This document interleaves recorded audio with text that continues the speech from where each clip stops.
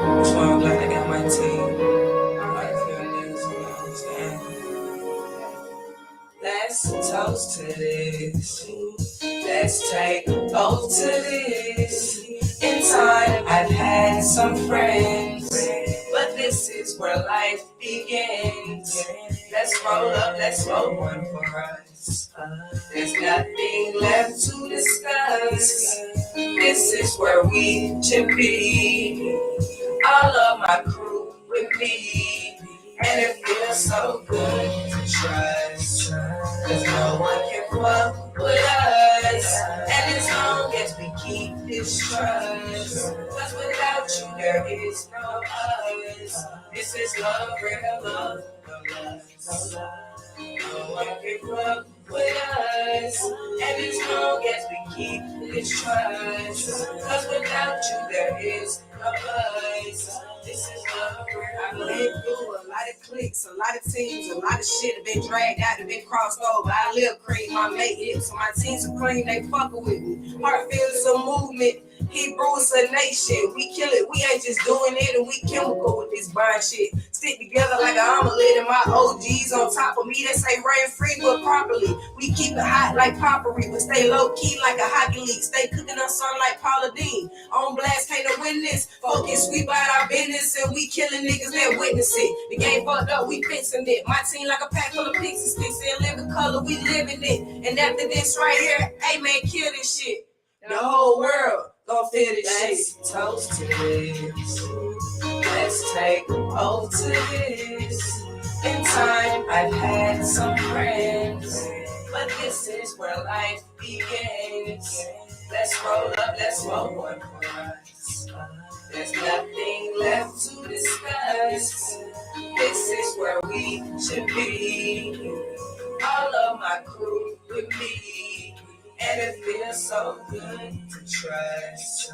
Cause no one can fuck with us. And as long as we keep this trust. Cause without you there is no us. This is love, real love. No one can fuck with us.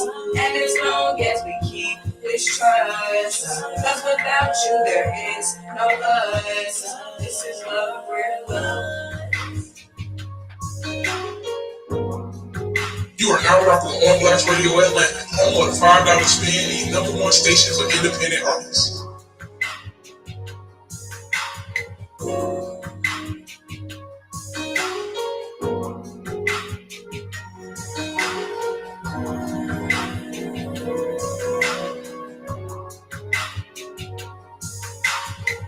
Yo, it's your girl Big Show. When you tuned into the Truth Session, you don't get no realer than this. That's motherfucker right. You already know what's going on, man. Your girl Big Show on Blast Radio Atlanta. It's the Truth Session, and man, oh man, do I got a motherfucking show lined up for y'all today, bro. It's going down in a major way, man. Y'all already know we've been hopping around all over the damn city, man, for the last couple of weeks, trying to get our hands off and into anything that we could possibly get our hands off and into. And so last weekend, not this past weekend, but the weekend before that, we had the opportunity to tap in with the Black Only Soul Awards. Shout out to Travis. Shout out to everything he got going on over there at Black Only LLC. He gonna be tapping in today. He'll be here 8 o'clock for an interview. And then last Sunday, we had the privilege of standing in as media for Big Lex Baddie Collection's Olympics casting. So it was the Baddie Olympics. All right. And so, man, it was bananas. Okay. So it was a whole lot of everything going on around there. It was great times and it was crazy times. And I mean, I had fun for the most part or whatever. I spent a lot of time outside. Although I could have been inside. I don't know why I was outside like that. But I was chilling, man. It was a beautiful day, man. I had just got me some nice Detroit marijuana, you know what I'm saying? I was just outside chilling, kicking shit, fucking with security, man, talk to the girls, whatever like that, dropping gems like I always do. I don't just drop the gems here, y'all, man. I drop them motherfuckers everywhere I go. Being around me is an experience, definitely. Definitely a fucking experience. So I'm excited because we got so much shit popping. So many things coming up. And I ain't even gonna get all into it. I'm gonna tell y'all what I told y'all tonight. We got some of the ladies, some who were actually put into the final 20 of that casting, who have an opportunity to possibly be casted onto the show. And then also just some of the girls who were there who, they didn't make it and they probably had an on or off experience, but we're gonna talk about all that too, man. Because I definitely want to hear the good, the bad, the in between. So everybody, man, tell a friend, share the live, tell your people it's going down. We're gonna have some of Big Lex baddies, well, potential baddies, in the building tonight. Well, on the screen, not actually in the building, because I wasn't ready for the cat fights. It's hard to hold down the mic and referee at the same time. So so yeah, man, we're gonna have them push up, and then don't forget my boy Travis, he tapping in 8 o'clock, Black Only Soul Awards, man. We're gonna talk about that. We're gonna talk about some of the winners, and we're gonna talk about some of the wonderful things that he got coming up, man. And we're gonna talk about a lot of the wonderful things that he's been doing for indie artists out here in Atlanta. So hey, look, man, you know where you at? Your girl Big Show on Blast Radio Atlanta. It's the Truth Session. This is my girl Chantal, a real one.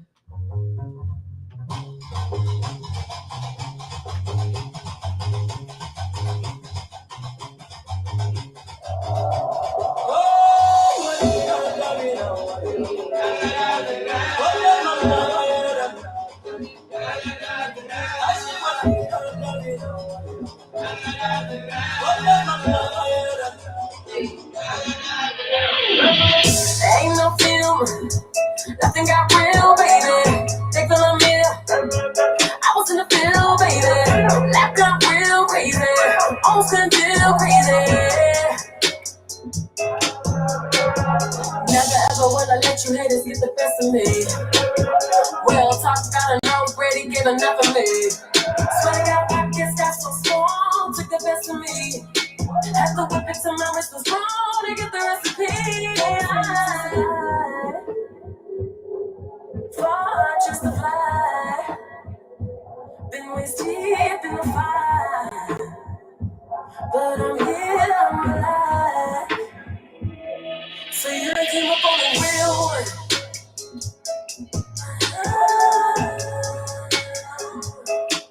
I'ma make you niggas feel me.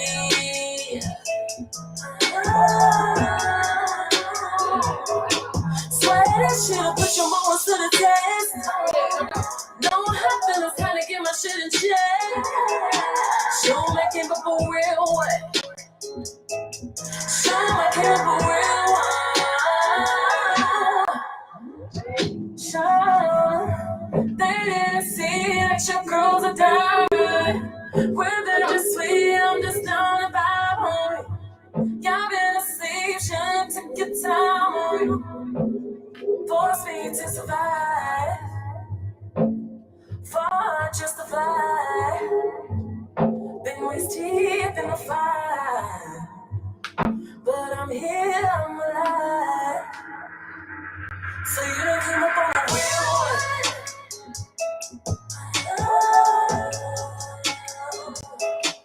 I'ma make you niggas feel me.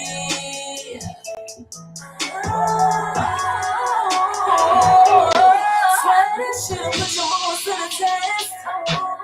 No happiness, trying to get my shit in check.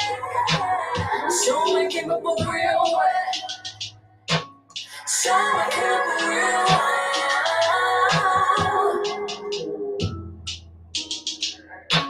So you done came up on a real one.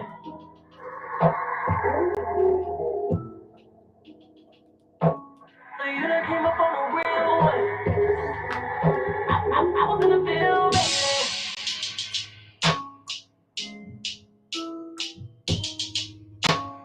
I was in the field, baby.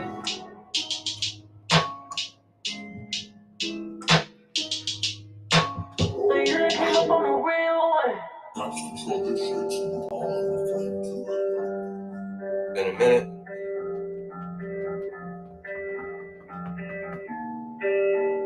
Yeah. Let me put the blunt out. I felt my intentions was being great. Never wanted to leave or see you break. But this shit that got evil, I need to escape. Cause you dreaming and she wanna see a day. Fighting demons, I'm cheaping like 3 a day. Main reason my streaming been seeming late. Tryna drop a EP and do 3 a day. Hit a Billy, no Gina, I don't need to say. Sorry, not sorry, my body is diamond. I'm dipped in Bulgari, I'm constantly shining. OG extended, you know my design. In the top with the dress and no stopping my grind. In the top of my dress, I lay on my diamonds. The money, the 9 at the end of the coach. Telling my kids I'm a vent when I'm older. But until then, I'ma spit with my soul. Phone going airplane mode for the dog. Dealing with enough bullshit and I'm exhausted. Don't nobody care about a young nigga lost. And I came from the bottom down right, I'm a floss. Gave up in my heart on the shit that we was talking. Talk about love in the moment I was lost. Bust a nigga head if you disrespect dollar. West side Louis, I'm touching niggas bar. I'm all in. What up, nigga?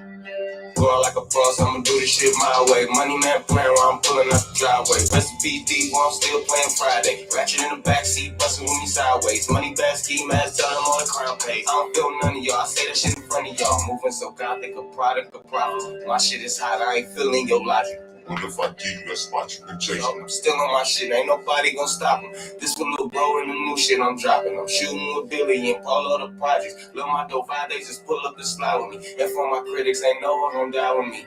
I can do without love, or I need checks. Growing up the way I did, I done seen less. Clean slate for my fears, these heavy asses. Dear Lord, I need a rag, fuck a Kleenex. Gave it all for a broad and a team next. Little dip on the star, chillin' we next.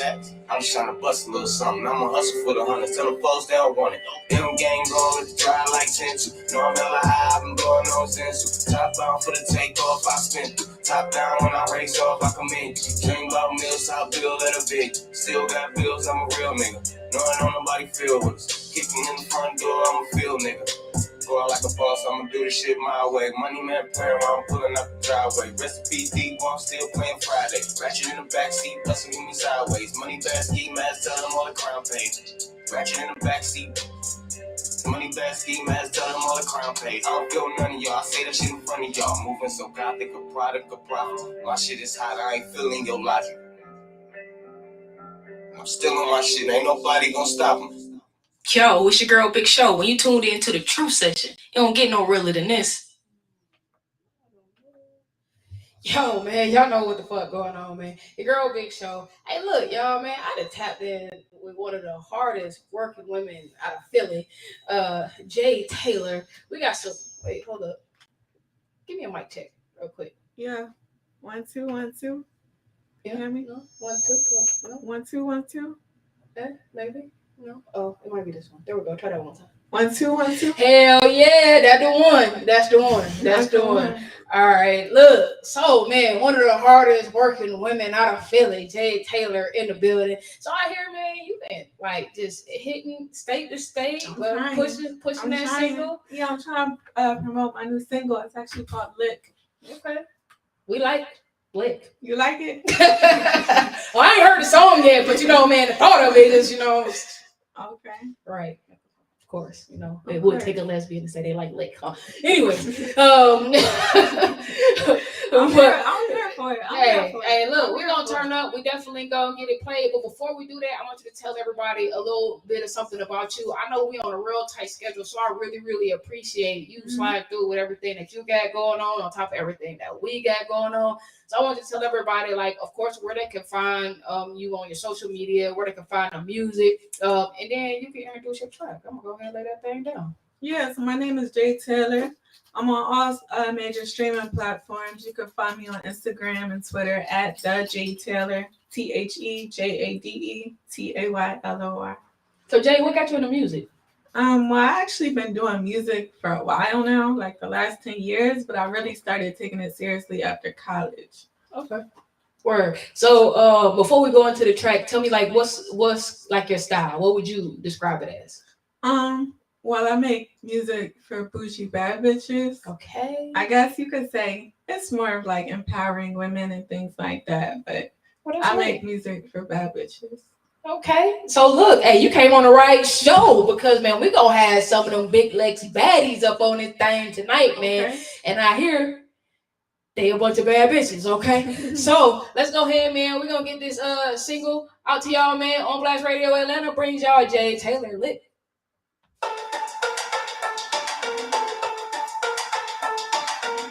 bro. That's Jay.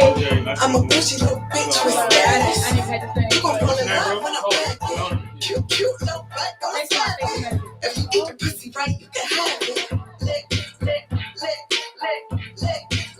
Use a lot of time. Check her Instagram now. I'm tryna see some. Lick. I wanna have some fun. Lick.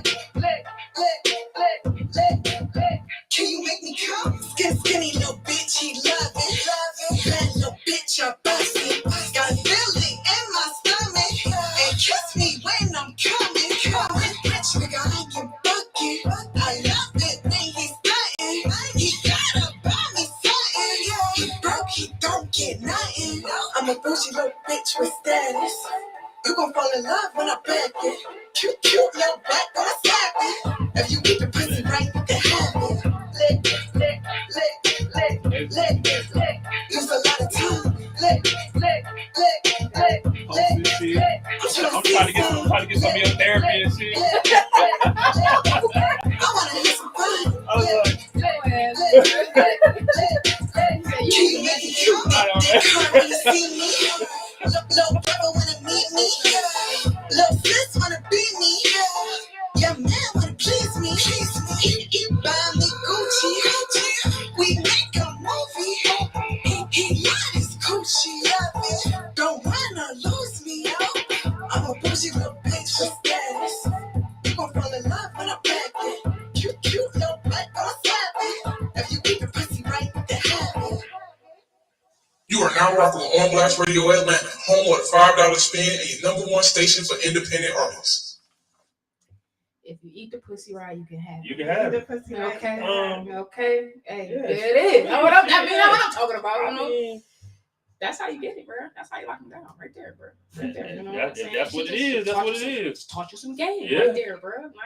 Not even 30 seconds. You know what I'm saying? Right there, just that line, bro. Yeah. All right. Yeah. Look. No, it was for real shit. So anything that you wanna leave our listeners, viewers with about yourself, about the industry, about anything. So just to give you a heads up, man, because I know you're true to this, but you're new to this right here. And so on Blast Radio Atlanta, we cater to independent artists, and we pride ourselves on always dropping some type of gem, some type of information that's gonna help them, advance and level up in their endeavors or whatnot. Right. So I always ask people, like, what's something that you would tell an artist that's out here and they trying to, reach 38K plus status, on their IG and shit like that? I would tell them first things first, stay consistent. Don't be afraid to put money up and invest in yourself. And then just be careful with the people who you keep around you. Hey, that's a good one. She dropped some real good ones, man. Right, I ain't heard no good ones like that in a minute, for real. Man. Okay. I love that. Well, man, y'all got it right here, man. Jay Taylor. I got another track. And I don't want to make it seem like I'm kicking around, but we got a whole lot of shit going on or whatever like that. So we go let our outro be to the other track that we got going on over here. So let's see what we got. What is it? Daddy? Yeah. Uh-oh. So also I'm performing tonight at Diamonds of Atlanta. Okay. Oh shit. So if you come out, free entry on me. Hey, there it is. Yep. Free entry on Yeah, I her. heard it. Diamonds of Atlanta. Yeah. All right. Look, and it's Daddy right here. Jay Taylor. Act like a rental car. Spit on it. Jay Taylor. Chris. I'ma bring You it just get back down like for a rental like car. a weekend or you Spit on it. Now you really hard. I'ma have you drop me while you take me down. She moving around. She My moving daddy, around. my daddy, my daddy. You my daddy now. I like that rap say. Yeah. You my daddy now. You my daddy now. You my daddy now. Spit on it. You my daddy now. Like me real good. You my daddy now. Daddy, that is pussy making all kinds of sounds. Wow, you gon' really drown. Keep it coming. I need some more rounds. And you keep on coming. Like damn, nigga. I could be a Gina. Like damn, nigga. We got chemistry. I know you love me, man. If I give away the pussy, you gon' kill me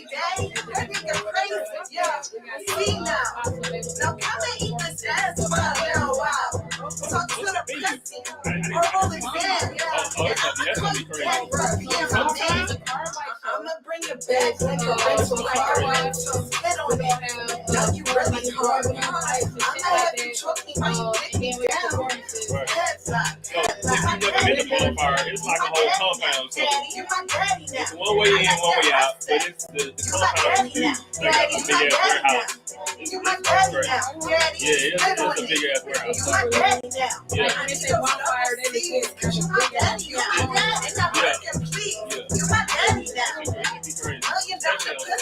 Saturday night to be so Sunday night to be great.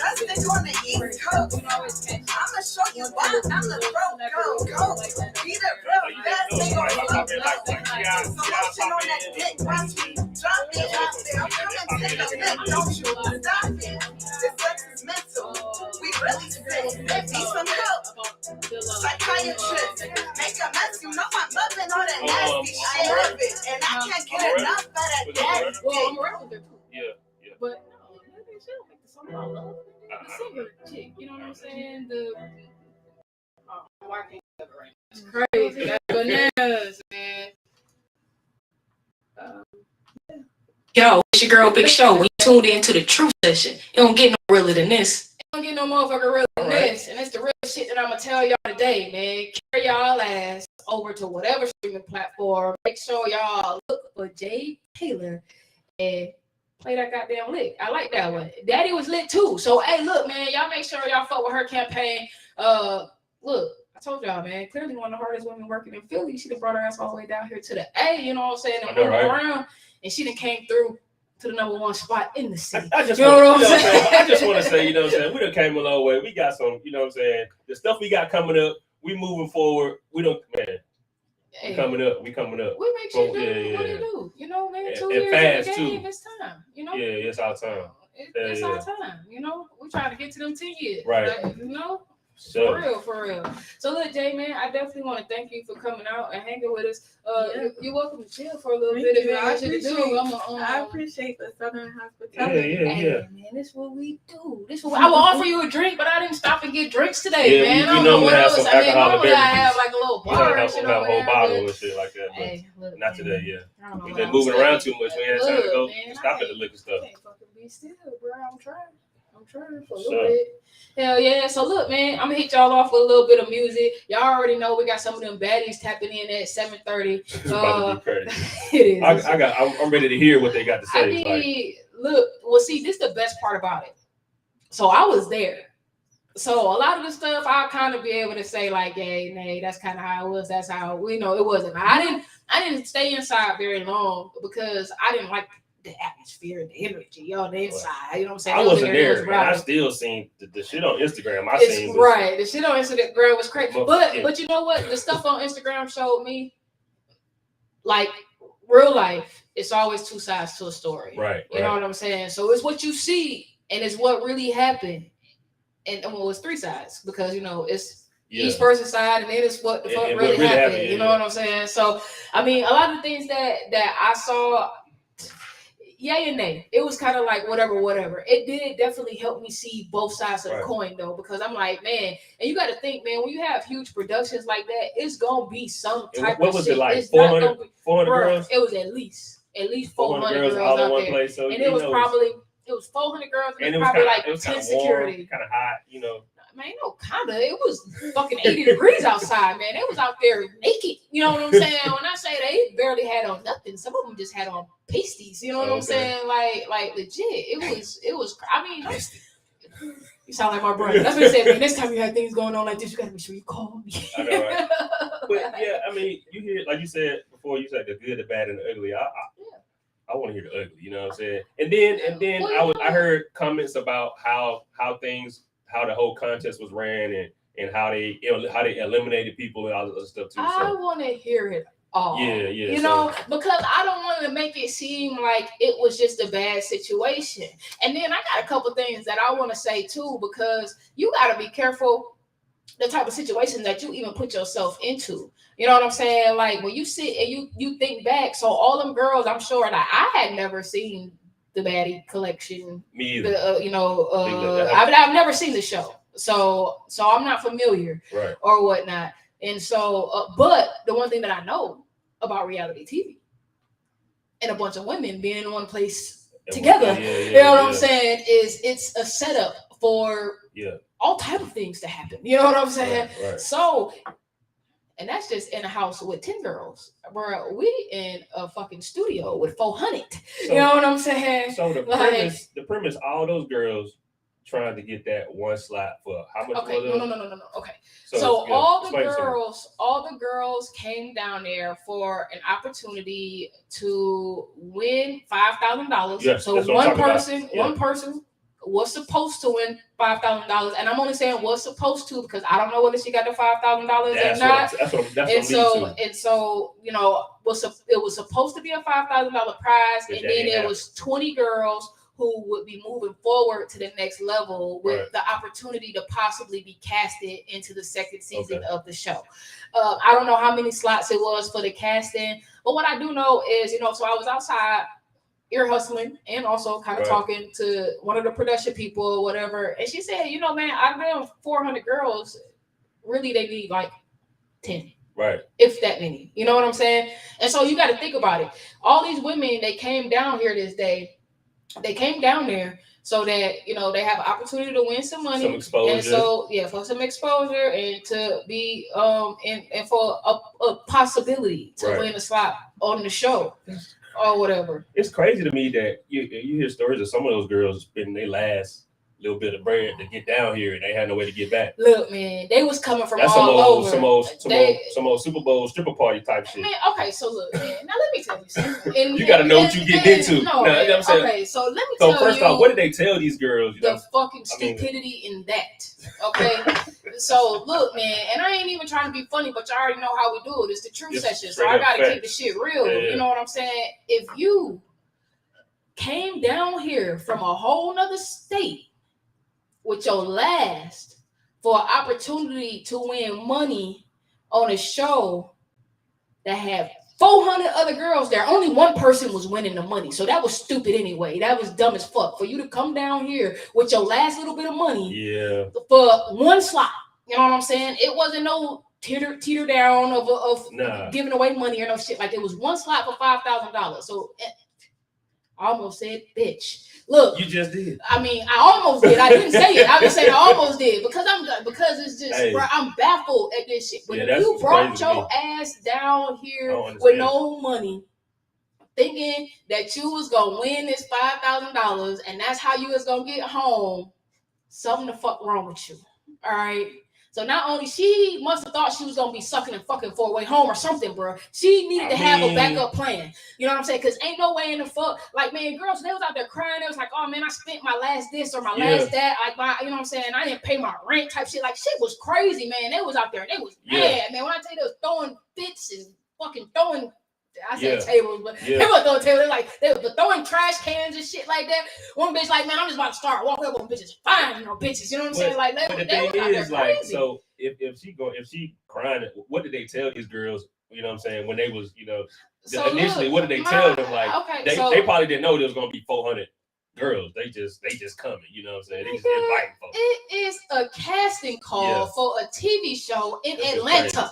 Yeah, everybody's celebrity. They better be glad it wasn't 1,000 fucking girls out there. You right. Listen, let me tell you, it was a lot of people who didn't even know about that shit. They didn't even know this shit was happening. So that's why it wasn't 1,000 girls out there, because we got 1,000 girls. I never heard about it. Let me tell you, we got 1,000 women right here that would have been down there at that fucking thing. They would have known about it. If they'd have known about it. A lot of them girls, from when we was talking to them, they were from out of state. Yeah. You know what I'm saying? They came from somewhere else. And so we got the girls, they falling in. What's up, Jasmine? Yeah. I see you in here.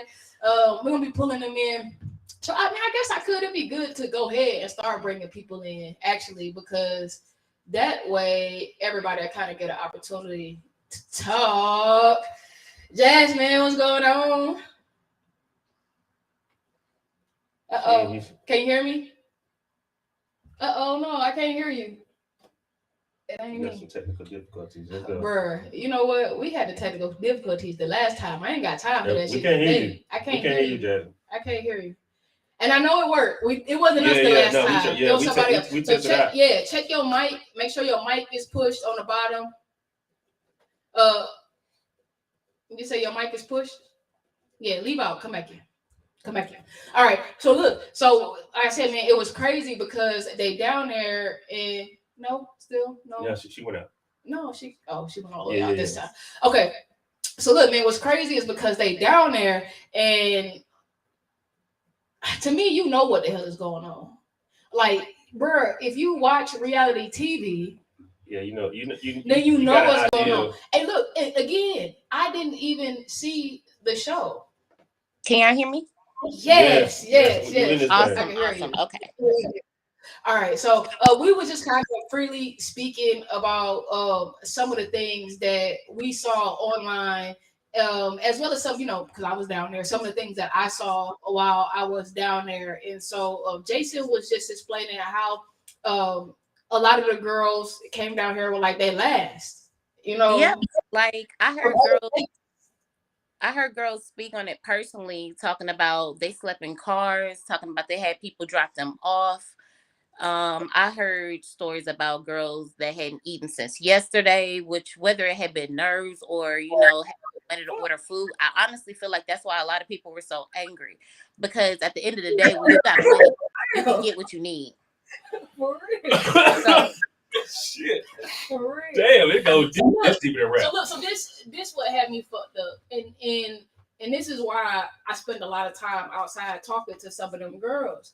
Was because everybody was so upset. They was angry or whatever like that. You know what I'm saying? They was angry about them coming out here from wherever they came from and spending whatever they was spending, whatever circumstances, and even like some of the things that was going on inside. They felt like it wasn't fair, like how they got eliminated and things like that or whatever. Mm-hmm. And so I was out there just kind of kicking it with them, like after they had got eliminated, and I'm like, and they out there, they all upset, but I'm like, I don't understand why y'all didn't seize this as an opportunity, an opportunity for you to. So look, I didn't mean to like just cut out. So anybody who is in the live right now, if you watch it, if you tap in, if you one of the girls, then you can just stay inside. I will let you in the video. We can't have up to 6 women in the video at a time. Or whatnot. I seen somebody pop in and pop out. So I just want y'all to know that y'all can come in. I'll let y'all in once I see y'all there, and everybody will have an opportunity to talk or whatever like that. So yeah, all right, you heard that. Good. Yep. You back. Trying to get in. No, they left again. I don't know. Something with probably the internet or something like that. But so I'm like, why not seize the opportunity, because it was a lot of people out there, and you came from a different state. You don't know who. Like I even would have been tapping in with some of the girls, like what else is going on around here? If they knew about this casting, they might have known about another one. You know what I'm saying? Like I would have used that time to network and to, man, just kind of commingle with folks that was there. But they was running around all angry and shit. And it's like, well, damn, bitch, if I did have an opportunity for you, I don't want to tell you now. You know what I'm saying? Like, and honestly, from my perspective, I feel like a lot of people came out thinking that they were ready for something that they weren't. A lot of people weren't used to casting. They didn't understand how it went. A lot of people didn't read the stipulations in the emails. A lot of people aren't reading emails. Some people went on interviews talking about they got a text but not an email. That's impossible because you had to provide both. You know what I'm saying? Things are sent out automated. So it's just like saying that you didn't receive the same message that everybody else received that's casting. Just didn't do what you need to do on your end to make sure you was covered. So that's I seen I honestly feel like nobody really was upset for real until elimination. Yeah, well, look, and so some of the things that I heard was that they didn't like some of the games, and like I heard a couple girls like, "Oh man, I got eliminated because of Simon said whatever." It was like a lot of things that I'm sure people didn't get or maybe understand, but they understand that it's a game. And look, man, like so all these women that was out there, no one was born yesterday. Okay. Yeah. So that's the thing that got me. Like nobody was born yesterday. So everybody has seen kind of how reality TV kind of goes in a sense, like you may not have seen all of it, but guess what? You can take that and you can definitely imagine what really be going on behind it. Because look, I knew what the fuck was gonna be going on up in there. but I do also kind of have a history with entertainment and TV and stuff like that. But even just based on watching, I'm gonna take it back to the fucking real world. You know what I'm saying? Even going back to that, you see how casting and stuff go. And then you got to think about this. I've never seen the show, but I'm gonna assume that almost all them girls out there seen the show. And I'm almost certain that it was some type of drama, some type of something on that show. And so you got to understand, you get 400 women together in one space, and I mean, let alone the fact that it's fucking hot, and you got people judging you. You know what I'm saying? That makes a difference. It makes a difference. I definitely agree, and I'm gonna let the other women speak, but like I honestly feel like it's all about how strong you are in your character, because like I didn't do nothing, like didn't nobody make me do nothing. I didn't do nothing that I wouldn't have did in the club regularly. I didn't dress no type of way that I wouldn't have dressed regularly. Like, show you seen me out, like you know how I dress. So it's just like at the end of the day, like for instance, bitches were complaining about the dance round, but I literally heard nobody say twerk. I heard dance and I heard do your thing. That's all I heard. So the fact that people are acting like they were exploited or made to do, no, you were peer pressured. You seen somebody else do something and you didn't stay in your lane. Like the girl who actually eliminated me gladiator round, she came to the back and she said that she didn't twerk at all. So it's just like at the end of the day, like you were supposed to stay true to who you were. Now that's a bad bitch energy. Yeah. You know, like Big Lex say, do you? If you not coming off as who you are, they gonna see that. If you look uncomfortable doing what you're doing, if you out there trying to act like a stripper and that ain't your daily, like you gonna look out of place.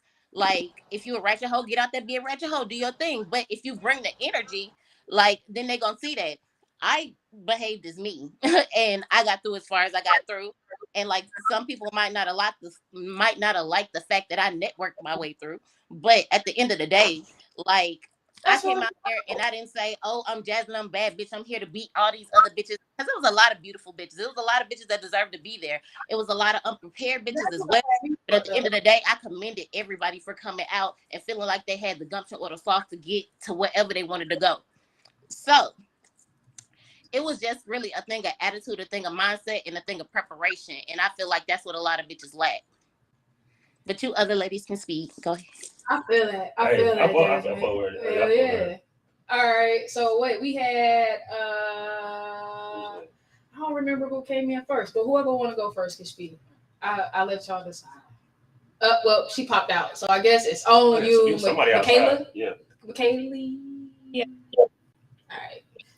Okay. All right. So talk to me. Tell me your view. Yeah, you gotta hear this. Your side of the story. I have a lot of pros and cons. All together, I feel like it was just a good experience for me myself, like just to be able to get up, like how everything, whatever.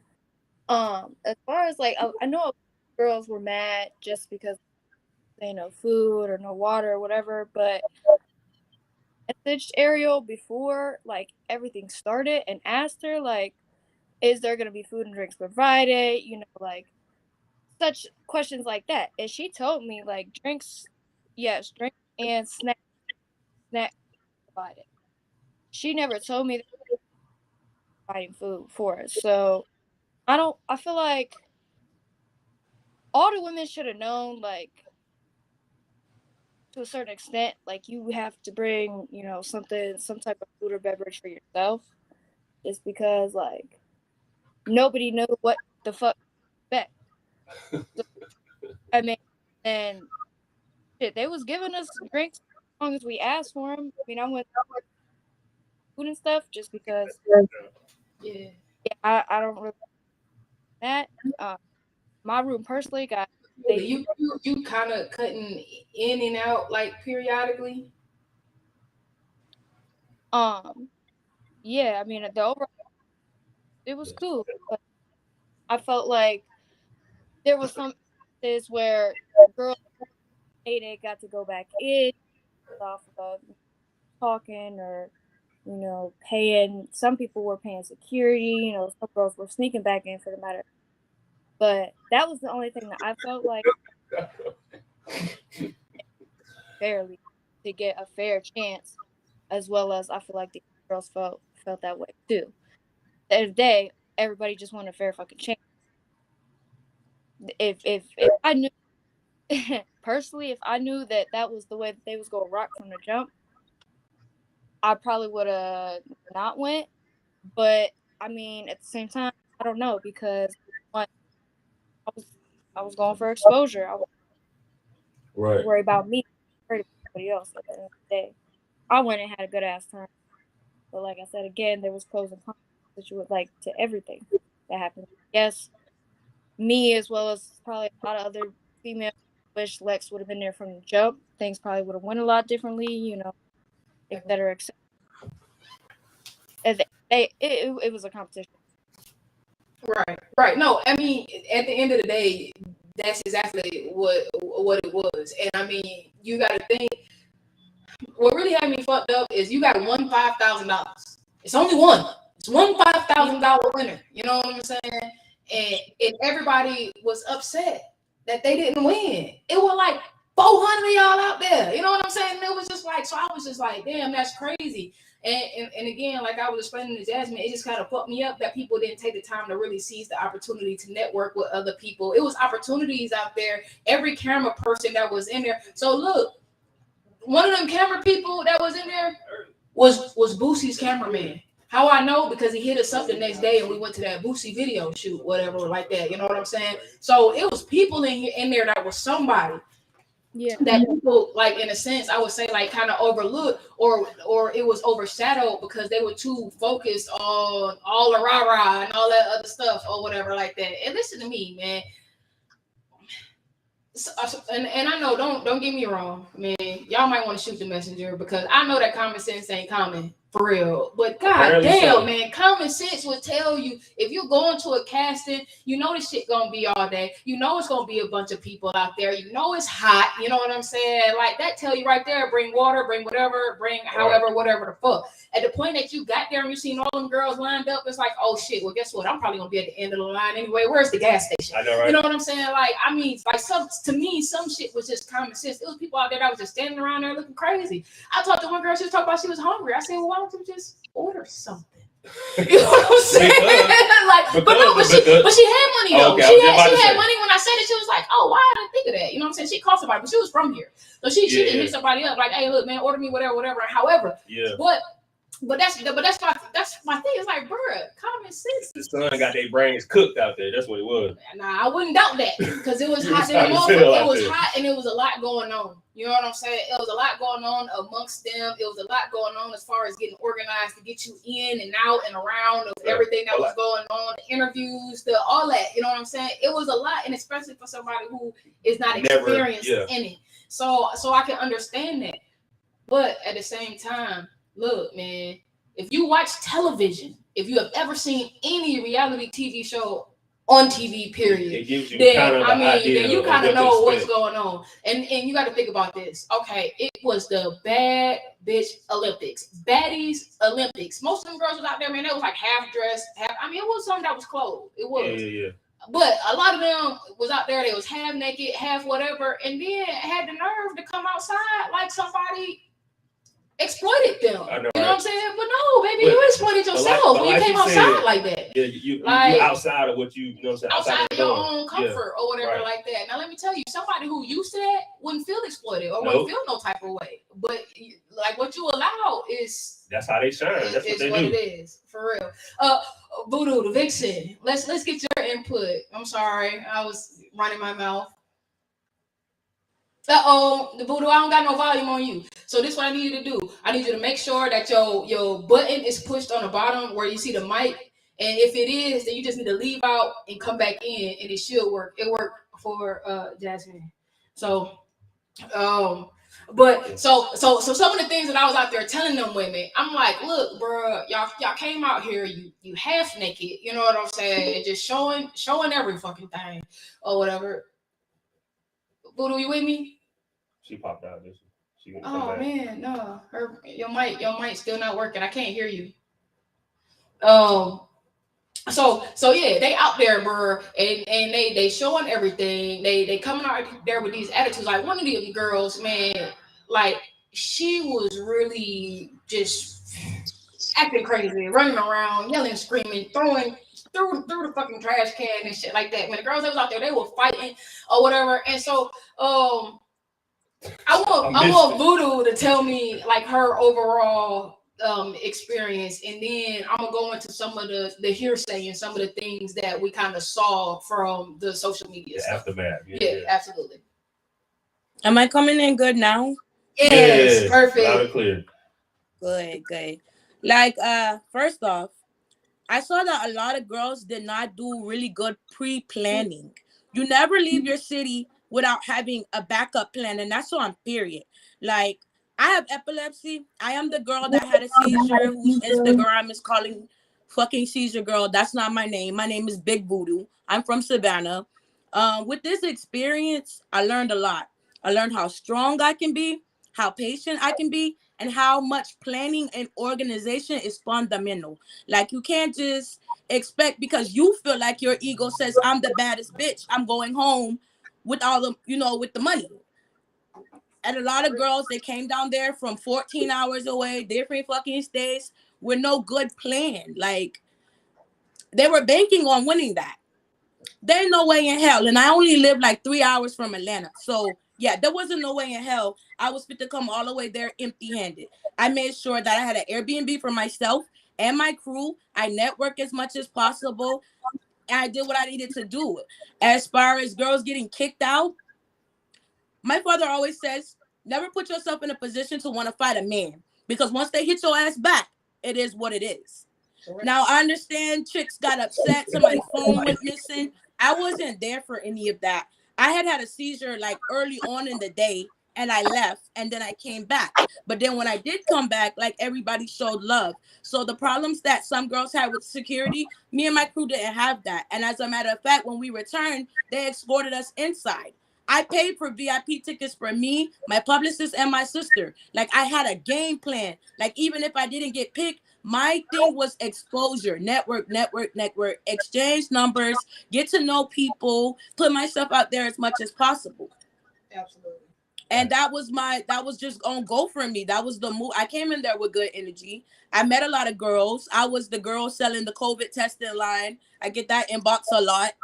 Like, yeah, that was me. Order. That was me. Like, I was like, you know what? I'm in CVS. These shits was like $20. I fit the banking line because I know everybody ain't prepared. That was I ain't mad at that. Hey, she really had a game plan with the COVID test. That was up. Oh yeah, I was not fit to go to Atlanta and disrespect myself or embarrass my familia. Like, I told my parents, like, listen, like, they real, like, in the church. Like, that the name might scare y'all, but I promise I ain't out there like that. And I just came and brought my energy. I came and brought myself. I met Fetty, I met Huckleberry, I met Lex, and they did not have like these nasty attitudes like people were saying. Like, I didn't see that side. Lex spoke to me and my sister, and we proceeded to go on. Like, she had her thing to do. I respect that. I mean, in entertainment, and you being the artist that people are coming to see, you got a lot derived on that. You got people expecting you to be there at all times when you can't. You can't be in control of security at all times. You can't be in control of production. It's things that gets delegated. And a lot of the girls aren't seasoned. Some of them come from clubs, and some of them got clout, but they don't have that networking experience or just the artist development they need, whether they're going to be a stripper or want to do porn or whatever.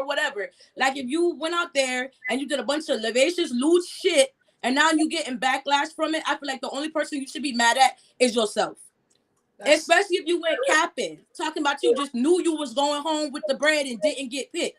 A lot of that shit when the girls were leaving was mad indignation. Like, they were upset because their game plan didn't go through. Like, always have a backup plan.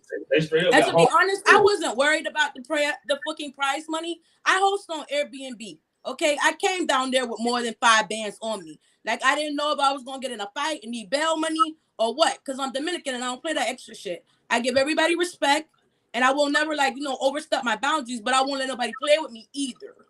So the only thing I really came on you guys' platform was to address people saying that Lex is the reason I had a seizure. That's not true. I have epilepsy. I was born with it.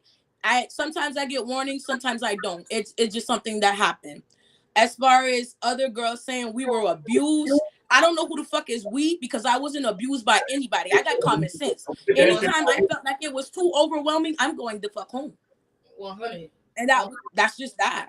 I feel sorry for all of you who did have bad experiences, who are going to go back and watch the lives and finally catching up on the Baddie Olympics and reading the comments. Don't read the comments. That's just going to make you insecure. Keep pushing. This is one step that got your name out there. Take this exposure and build your own platform. And all you bitches that say, I'm going to have my own show, I'm going to do this, I'm going to do that. Do that. Do that. Keep pushing. Because that's my goal. I went from a city where nobody expected anybody from my area to show up. I was the only girl from Savannah to come out there. I did my thing, and now I'm bringing Baddie Night to the seaport. And then after that, and once I get enough girls fucking with my movement, we going on the roll with this shit. Like, I'm too pretty to be local. Okay, I love the confidence. Look, okay, and so that was my biggest thing. A lot of what you and Jasmine was saying that was my thing. Get out here, make sure that you networking, and make sure that you look, you gotta tap in with folks or whatever like that. Everybody was out there talking about having a show, but nobody tapped in with me, and I got a whole radio station. I know, right? All right, right. You know, that's what had me fucked up. You know what I'm saying? Like I was walking around, I was seeing the girls. And hold on now, because I did my interview. I even put my shoes on to do my interview. Look, no, man. Like I appreciate everybody who was out there, and I mean, and everybody who made it to the next level or however far you made it, man. I congratulate y'all on that, because it was a lot of women out there. It was a lot of beautiful women out there. And so it was not an easy thing, especially when you hear it right from one of the production people's mouth. Like, yeah, we got 400 girls out here, but shit, we only need 10. That. So you already knew, like, man, a lot of them girls, they should have known what was going on or whatever like that. And the fact that they were blinded to seeing that's what really kind of had me fucked up or whatnot. Man. So they took it as the experience the wrong way, like they did. They, you know what I'm saying, voodoo. And they came out there with the right attitude, the right in the game plan. You know what I'm saying? And a lot of these girls, they really got humble. Like, and that's it. You ain't as bad as you think you is. But let me tell you what fucked me up. So almost every single girl that stepped onto my red carpet was pretty much like, I'm a bad bitch. These bitches ain't shit. I'm about to take their money home. Period. You know what I'm saying? Yeah. Like it was crazy, because like when I've been going through like the interviews and stuff like that, and like so Judah, he like, bruh, is these models or are they thugs, bro? Like, it's a lot of masculine energy. Man, it was really, really crazy. I don't know how many times he said that. He was like, man, where the guns at? Where you guns? You know what I'm saying? Right? He was tripping me out though, like banging on the carpet, bro, like for real. And everybody like, man, I'm a bad bitch. And then some of those very same women I seen later on that day, boohoo crying, like, you know what I'm saying? And so, and my perception is, if I'm a bad bitch, ain't a motherfucker that's gonna tell me I ain't a bad bitch. I'm gonna be leaving bitch like, these motherfuckers must be lying. Who took their sight? Because goddamn, they missed out. You know what I'm saying? Like, and I'm on to the next motherfucking thing. Right. But they was out there, they was crying, they wanted to fight, and they just wanted to do like a whole lot of extra. Man, it was a whole lot of extra. And so, and that's the thing too. It's women.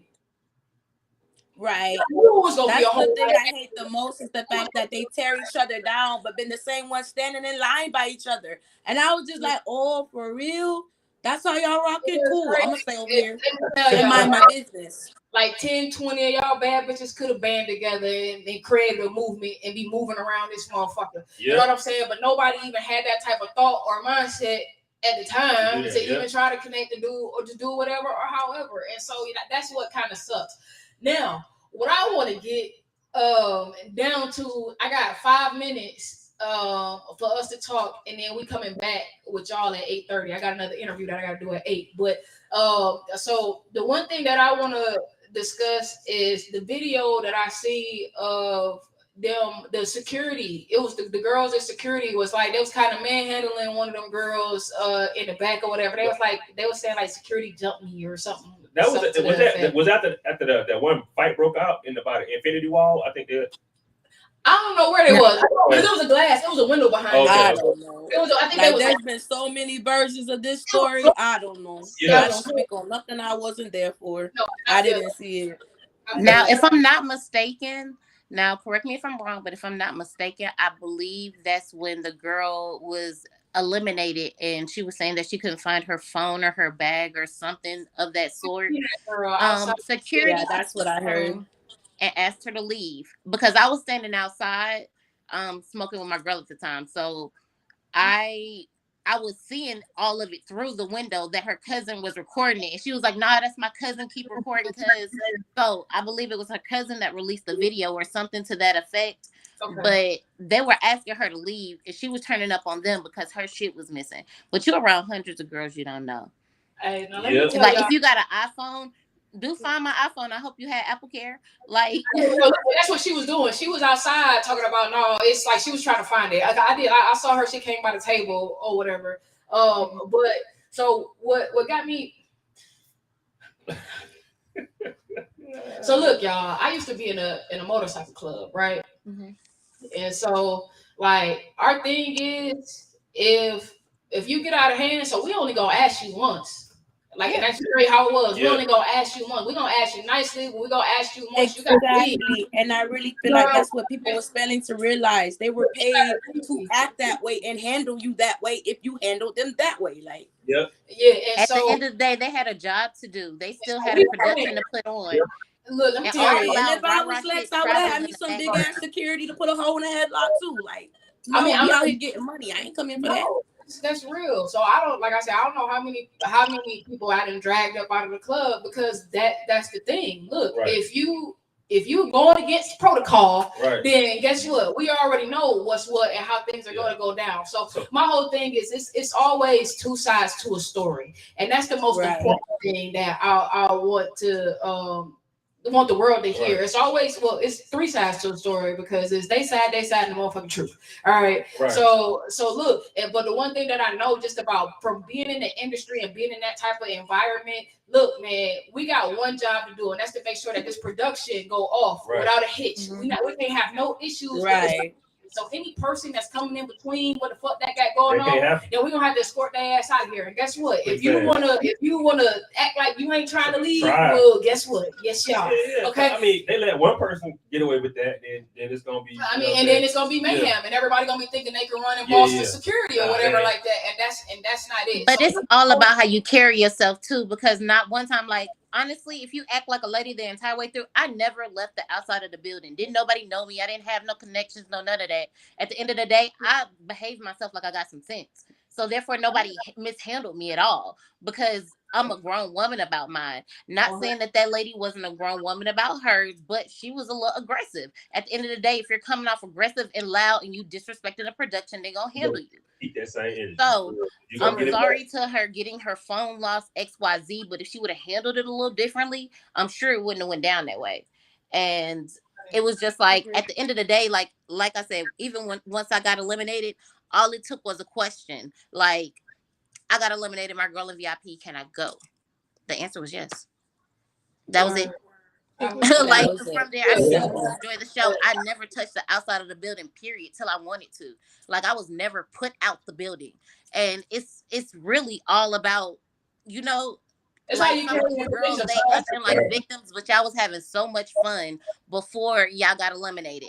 Once y'all got eliminated. Y'all chances was over. Y'all wanted to ruin it for everybody else. Now it was. But this is the thing that they're forgetting. Just because they had the Olympics was not the only chance for you to audition, and that's what some of these bitches is forgetting. And I say bitches because that's how they're behaving. If you act unruly, that's what I'm gonna call it. Like, it is what it is. Mm-hmm. This wasn't your only opportunity, but now that whole I hate Lex campaign and all this bashing shit.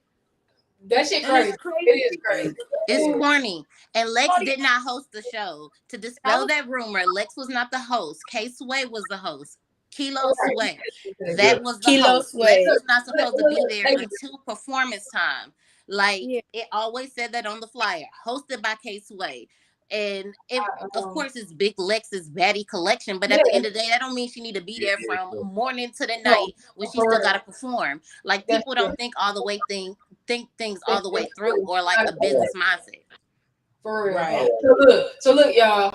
We coming back at 8:30. It's a good conversation. If you ladies would like to join us, we gonna like finish the show with all of you ladies, or we come back at 8:30. I got my boy Travis up in the building, man. Black only. You know what I'm saying? We had the Black Only Soul Awards that same weekend. Y'all make sure, look. If y'all shout out to Trav. His shows go crazy. So absolutely, Black Only performances. Like he showed mad love to local artists. He helped people boom. He helped people like boost their network. So fuck with Trav. I'm sorry if I can't cuss on here, but yes. No, you can. You good. You good. Period. Word. All right, so ladies, if y'all want to stick around, I am gonna close out the video screen so I can get a full view of him or whatever like that. But if y'all want to leave and come back at 8:30, then that's cool. If this is farewell, then I appreciate you, beautiful ladies, so much for coming through and hollering. Thank you for allowing us the opportunity on your platform. Y'all fuck with my Insta, Diosa La Negra. Okay. Yeah. So I'm gonna play a song real quick. We're gonna play a song real quick, and man, we're gonna bring this shit back. Y'all know what's going on, man. Your girl Big Show on Blast Radio Atlanta, man. We had a few of the cast. It was a casting, so I don't want to say the cast. They're not actually on the show. But it was from the Baddie Olympics. All right. So well, not this past weekend.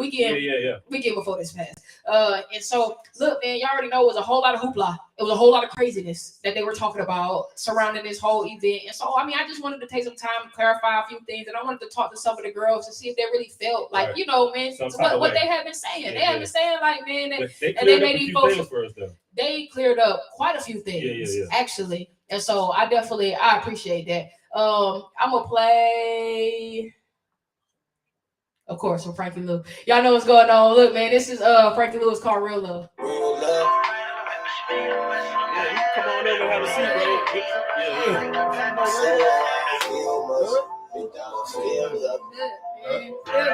great.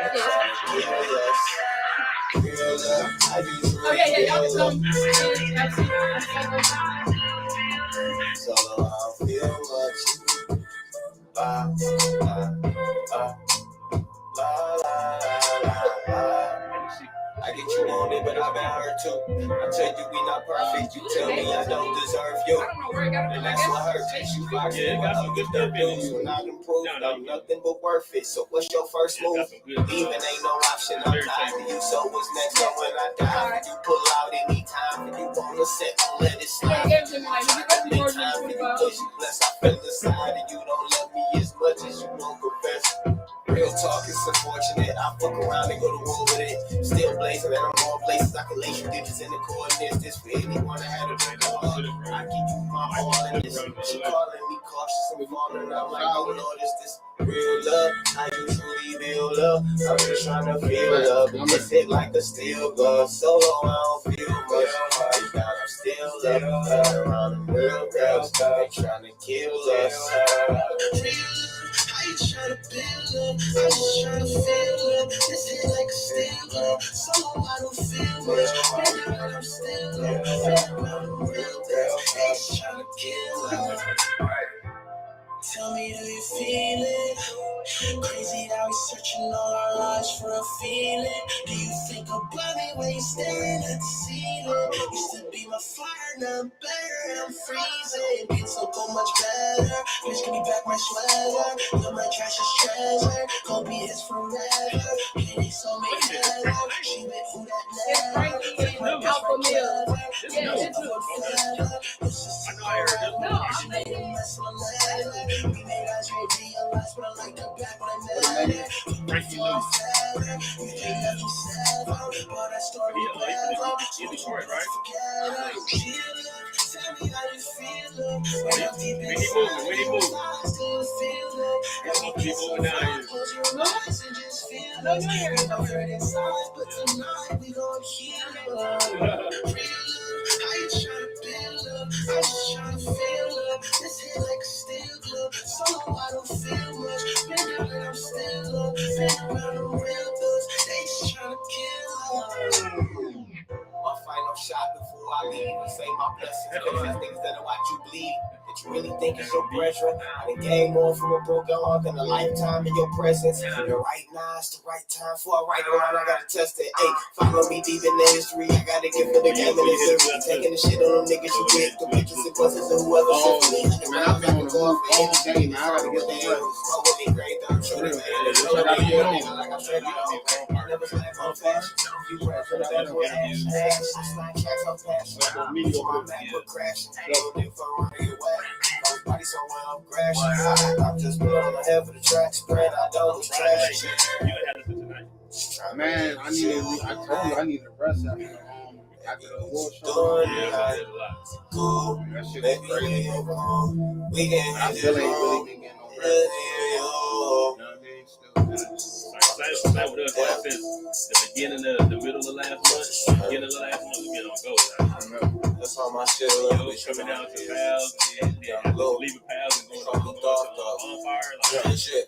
You are now rocking with On Blast Radio Atlanta, home with a $5 spin and your #1 station for independent artists. So look, man. First off, shout out to my artist Frankie Lou. He's still killing shit, man. Sending that fire shit down here, man. You already know I'm gonna keep you in rotation, broski.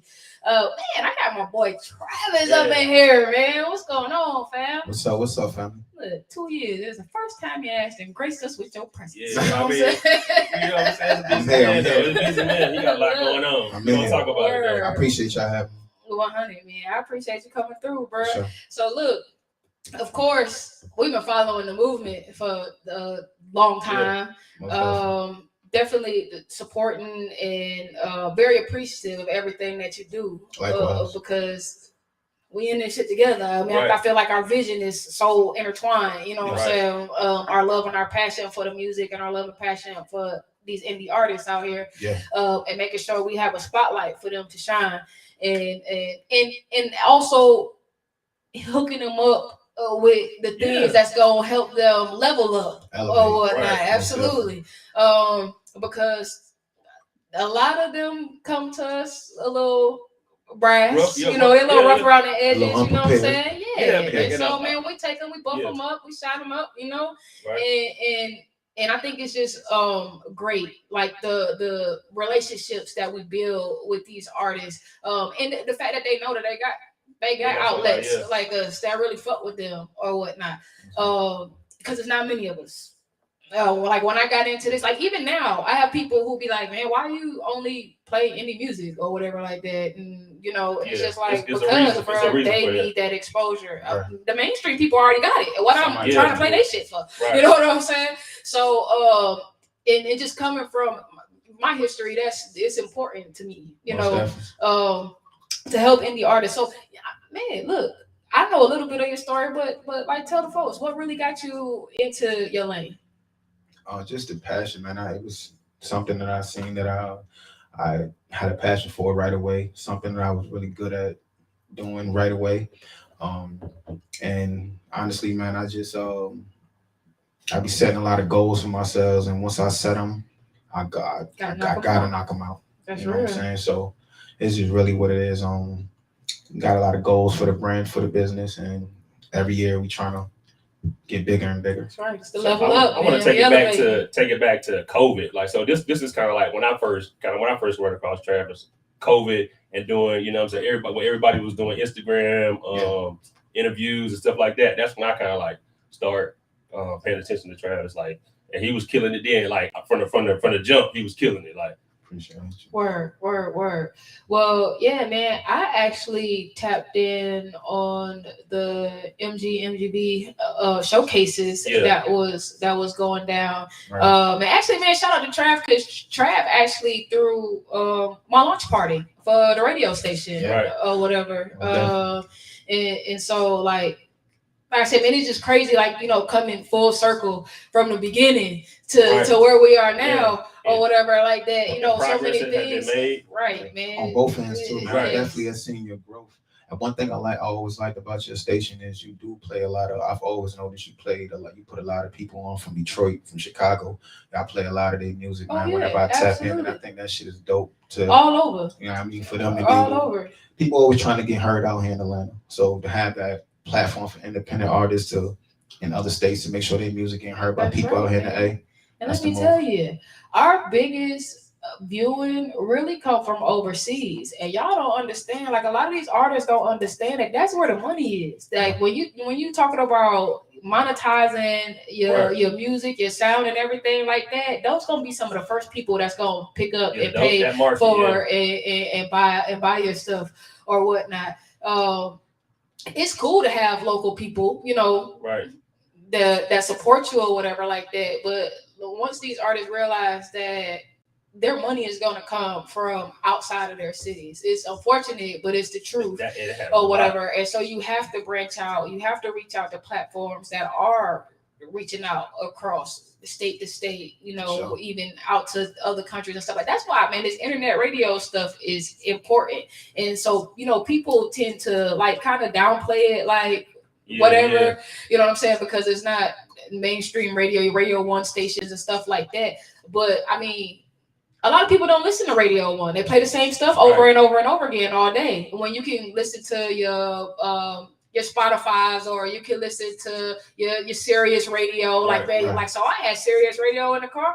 I heard so much new shit before it even came on the radio. You know what I'm saying? Like, that's how you keep your ear to the streets and shit like that. For real. So, I mean, I don't think artists should get bogged down with that being their focus. They have to understand that it's definitely levels to what they're doing. Because some people try to just jump in head first. It's like, oh, yeah, man, because I'm a star and I'm a celebrity, I'm about to go get on the radio. You know what I'm saying? You'll catch me down there 97.7. You know what I'm saying? Or 97.9. Whichever decent radio. See, I don't even listen to these motherfuckers. You see, I hollered out the surge. You know what I'm saying? Like, so they got to understand that there's levels to this. And it don't matter how big you think you are. You have to start somewhere. And the best way is to not skip steps. So don't skip the steps. Now, if you advance like that, then that means you can run through those steps fast. But don't skip the step, because you're gonna end up, you're gonna lose something in along the way. And for somebody like Trav, that the events that he puts on, that gives these independent artists time on stage to learn themselves on stage, to learn how to move, just grooming themselves on stage and getting that practice in. Just how we do a lot of times. Absolutely. The independent artists, when they come here, it's the first time they've never done an interview, so they in a lot of cases, in a lot of cases, absolutely. And I mean, and then with that performing, it take a little minute for you to get your groove or whatever like that, man. Travis, he be hitting their ass up every week. He got something new for the city or whatnot. So y'all definitely tap in. So man, you got us talking about you. You talk about you, man. Tell everybody about what you got going on. Man. Man, it's good to hear about yourself. Yeah. we just had the Black Only Soul Awards. Indeed, it was lit. That was iconic. That was wonderful. And we jumping right into it. We got the Black Only Awards coming up October 22nd. So right now, man, we just got a bunch of shit planned, a bunch of the marketing, a bunch of promotion, just a bunch of just dope shit we're gonna be doing within the next 4 or 5 months, 6 months. That's lit. So we just really just trying to stay grounded, man. These shows in between of the award shows, they so serious because it, like you were saying, man, this is an opportunity for people to really find themselves, and you know what I'm saying, for people to really develop. And I feel like independent artists, they main focus be, oh, we got to get to the millions and we got to get to the record labels, and so they missing the enjoyment of the process of the growth, because they're so focused on the other the big shit they trying to get to. So it's important for platforms like ours to keep them to make sure they get acknowledgement, not even keep them focused, just to make sure that they know that they are doing a wonderful job, even if you didn't see that million yet. You know what I'm saying? Your fan base just went from 0 to 500. You know what I'm saying, or whatever the case may be. Deal. That's a big deal. And we look, as an artist, I know we they don't think that's nothing. It's like, oh man, like, bro, okay, so I gotta grind hard. Like, so look, artists, they will beat themselves up, and they'll feel like they're not doing much when they are actually doing a lot. It takes time. And like, so y'all see these people and then all this internet shit, this instant gratification type of stuff or whatever like that. Everybody can't be insta famous, yo. And there's a lot of artists out here that you don't know. They've been putting in work for 10 years, 15 years, and now they just popped or whatever like that. They don't know what go on behind the scenes to get these artists where they are. And trust and believe, it's a lot. It's a whole lot. And on average, the average artist has been doing music for at least 10 years before anything even happened to them. So you got to think, in 10 years, how much have you had to invest in yourself? How much have you had to do as far as everything that has to do with the business of it? You know what I'm saying? Market yourself, push yourself, do your social media, all these other things, man. All that stuff is kind of like a one-man show initially or whatever. And they never take the time to really acknowledge the fact that, like, bro, like, it take a lot to get some fucking followers these days. I always say that artists be, it's two types of fames that they be chasing. It's two types of fame, but they only chasing one fame. The obvious fame that they chasing is the one I was talking about. They trying to get to the $1 million fame. That's what every artist, every inspiring, everybody in the entertainment business is really trying to chase, that fame. But it's a certain different type of fame that nobody's paying attention to. And if you're listening, I hope you tap into this. It's called a relationship fame, and that fame can be very, very powerful. That's a different type of fame that can get you to everything that is that you're trying to get to, while you're chasing the fame that is possible. But you know what I'm saying, you're going against a billion other people that's chasing that shit. You chase the relationship fame, that's you going against yourself, that's you making ways for yourself and you communicating for yourself, and it's not competitive. You know what I'm saying? You can have 1 million friends. You know what I'm saying? So that is the fame that I think people should start chasing. It's called the relationship fame. No, that's real. That's how you build your fan base. That's how that's real growth. You gotta touch people. Let me ask you this: to put on the Black Only Soul Awards, what kind of steps you had to take to do that, bro? I know it had to be kind of crazy. Yeah, man. One thing I could say, man, is it took a crazy amount of dedication and just being tapped in, like not letting nothing in the world, absolutely nothing in the world, distract you and take you off from what it is you're trying to do. Trying to put something like that together and put it together in a professional manner, you got a lot of responsibilities.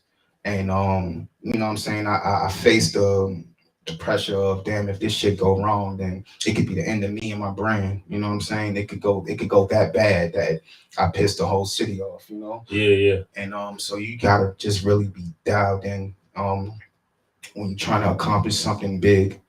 That's really the best thing I can say. You gotta be tapped in. And the team gotta be You gotta be everybody. Right. They had to say. The one thing that I can say is it was so many beautiful Black people out there, everybody all dressed up, looking all nice. Yeah. And it was.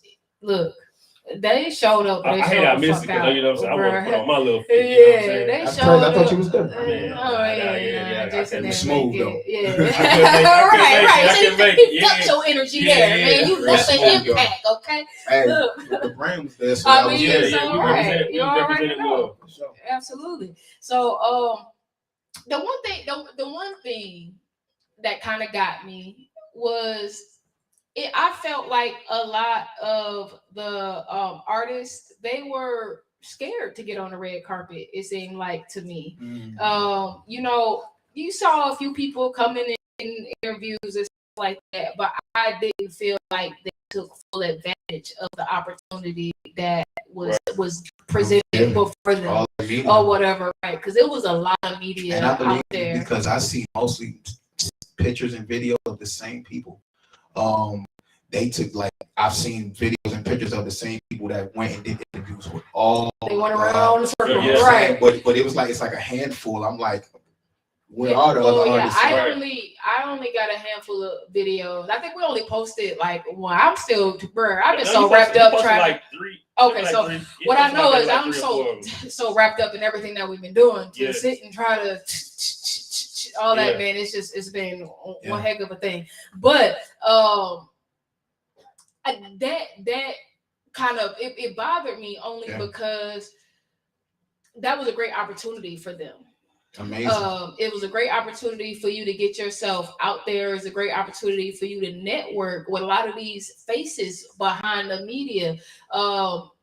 You know, And then it was I don't some see other bigger a artists lot there too, of them moving around. I mean, look, marketing and stuff like that is important. So I don't see them moving around to different stations and things like that. I don't know, man. Like, so when you're early on, some of those things you don't know, and you don't know how to go about doing it and things like that. But I think that was a wonderful opportunity for them to be able to say like, oh, well, hey, look, man, you got this going on, whatever, like that. Let me. Right. I didn't know you had a show, or if they did, whatever, however, you know what I'm saying, just to be like, hey, look, let me go ahead and link with these people, because when I get up out of here, I can go sit down at their station, or I can go whatever like that. It was just like, to me, that was just another opportunity for them to expand the brand. Just making that introduction. Okay, you can see my face, putting a face with a name. And a lot of times when you getting like interviews and you know what I'm saying, doing shows like that, you got to pay. You know what I'm saying? You're right. That's the whole thing. That's what he was saying. You that's make what that, I'm saying. You make that relationship, that fame relationship. You know what I'm saying? You never know.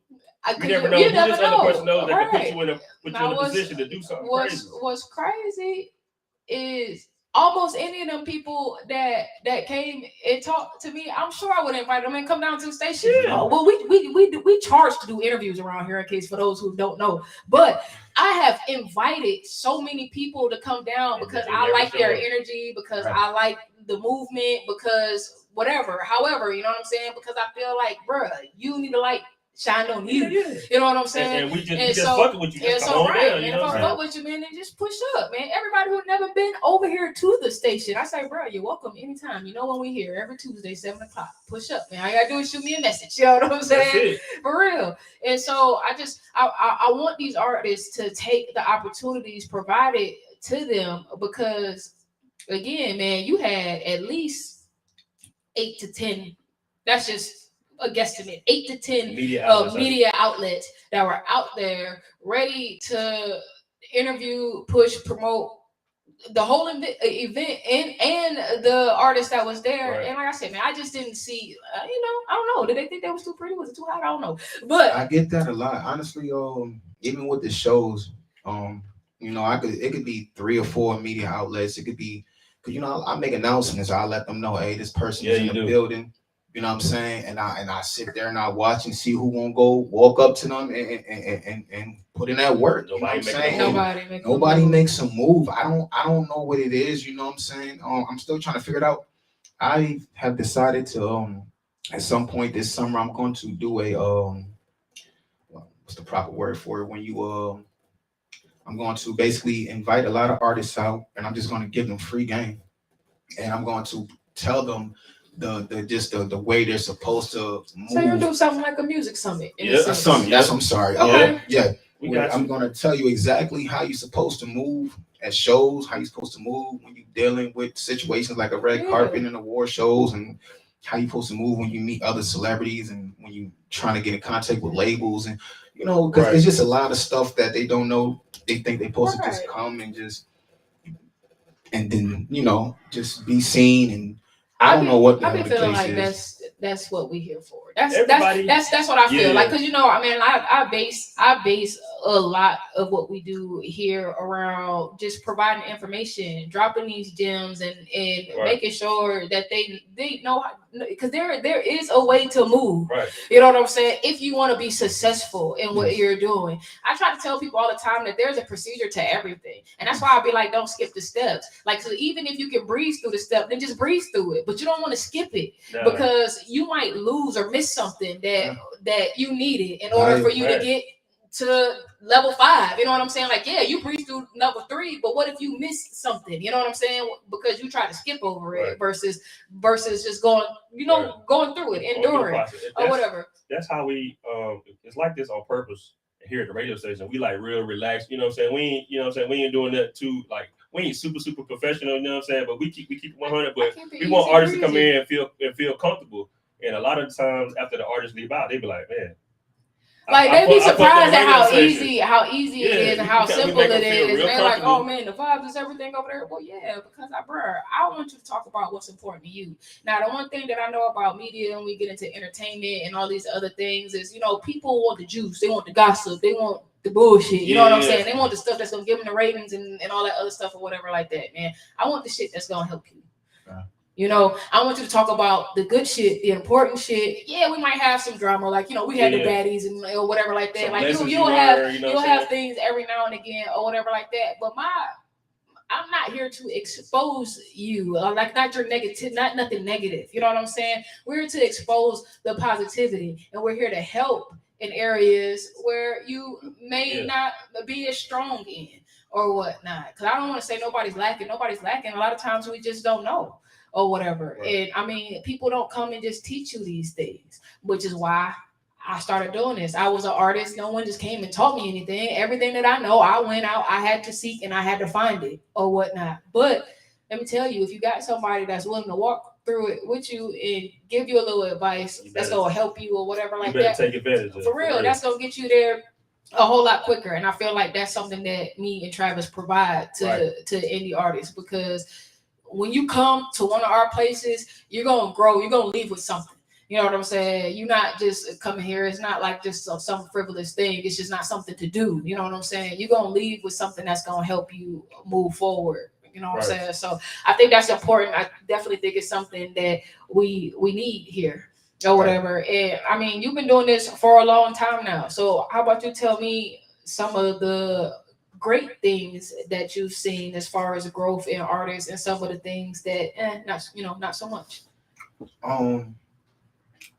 Some great things that I've seen as far as the artists is the confidence that they develop from the time that I meet them to a couple months later. Like it's just amazing. Like the confidence that I see them have versus when I first met them. And not to even boost and brag about my show personally, but they tell me personally, like, yo, Trav, this shit came from your shows, you know what I'm saying? And I appreciate you, you know what I'm saying? Because I don't know what other people doing at their shows, you know what I'm saying? I don't have no clue what they got going on, but when you hit my stage, I need you to look good, because if you look good, I look good. You feel me? So I'm not having you coming up there unprepared. I'm gonna try to, you know what I'm saying? I'm gonna try to make sure you ready, blah, blah, blah. Your music is ready. You need a prep talk before you go on. Come on, let's go in the corner. I got you right. But so I would say the confidence, the things I haven't. Things I haven't. Okay, things I haven't been impressed with as far as with the artists. Things I haven't been impressed with is the egos. Yeah. The egos is out of control, and it's getting more and more out of control for different reasons, man. And mostly people are just hungry, which I can understand. You feel me? You're real hungry, you're real anxious. You feel me? But I tell you, the key to a lot of this shit is relationships. And you having a bad ego, you know what I'm saying? It will kill. It would destroy. Like when people say there's no such thing as a stupid comment or a stupid question, that's cap. In the entertainment business, yes, it is. You can ask one stupid question. You see what I said about conversations? I'm like, bro, I know they say that's not a comment, but god damn, bro, like shit. Case in point, the fashion show, and that the girl we had interviewing, she asked Safari a question about he asked her a question about Nick. She said something about Nicki Minaj or something. I love Nicki Minaj or some shit like that. She was interviewing Safari, right? Like, bro, you already know they energy and they whatever like that. That was stupid. You know what I'm saying? And then you went off. And then you just ruined it for anybody who was behind you, because now he don't even want to fucking talk to nobody. You know what I'm saying? So like, the whole shit. He was like, man, bro. Like, it was so crazy. I don't know what he said. He was like, bro, I'm just trying to get the hell away from you, or some shit like that. Like, bro, I'm like, and he just walked the fuck off. He's like, bro, we got like 2-3 other people media outlets that one. So she killed the whole mood. So she trying to be cute. Yeah, exactly. Exactly. So man, you gotta know what's going on around you for sure. So I would always say, just the artists, they gotta I'm not saying you gotta be a soft ass nigga in this business, because you can't be soft. You gotta come off with a certain type of oomph. You know what I'm saying? When you talking to people, because they will take your kindness for weakness. But you have to. One thing you got to do is be patient, and you got to really let your work speak for yourself. Like y'all sound crazy when y'all let your words speak for yourself. When you tell me, man, I'm a star, my nigga, what you talking about? That sounds crazy to me. You feel me? If you was a star, I would know you a star because I deal with stars. You feel me? I would treat you however it is that you feel like you should be treated. You know what I'm saying? Accordingly. Me, I feel like I treat everyone. If you see me, I treat everyone the same. You know what I'm saying? That's just how I am. I treat everyone on the same level because like CEO. It don't Right. matter, bro. you feel me? Like I feel like we all trying to, even people who feel like they're on a star level, they still trying to get to a you know what I mean, a bigger level. You know what I mean? So we all just need to accept that nobody's better than nobody. We all hungry, we all on the same mission, and we all out here just trying to grow, man, and get to it. So to me, I just feel like that's even more reason for us to come together instead of getting all this, letting egos and shit like that get in the way, or feel like I'm better than this person, or I should be first, or I should this and whatever like that. Because that's a lot of what you get out here, man. Everybody think they're a fucking star. So, you know what I'm saying? Somebody that I seen kind of like since I first started coming to the Pals Lounge with you. You got the crew. You got Bezo, you got Juice, and I forget the other cat name that he got signed by. So he got signed by Malcolm. Flo Malcolm. He got Flo Malcolm hard. All of them hard. And Flo, he got signed by, you know what I'm saying? Soulja Boy. Yeah. So that's crazy to me. Like he had been performing for a while, and then you know what I'm saying. He got on. I appreciate y'all for recognizing that. Just like he actually. There's some good things that coming out of his showcases. Like y'all fucking around, bro. And look, man, y'all miss out trying to get down here and get with these folks who it's a money grab. It's a money grab for a lot of them folks, man. That's what it is.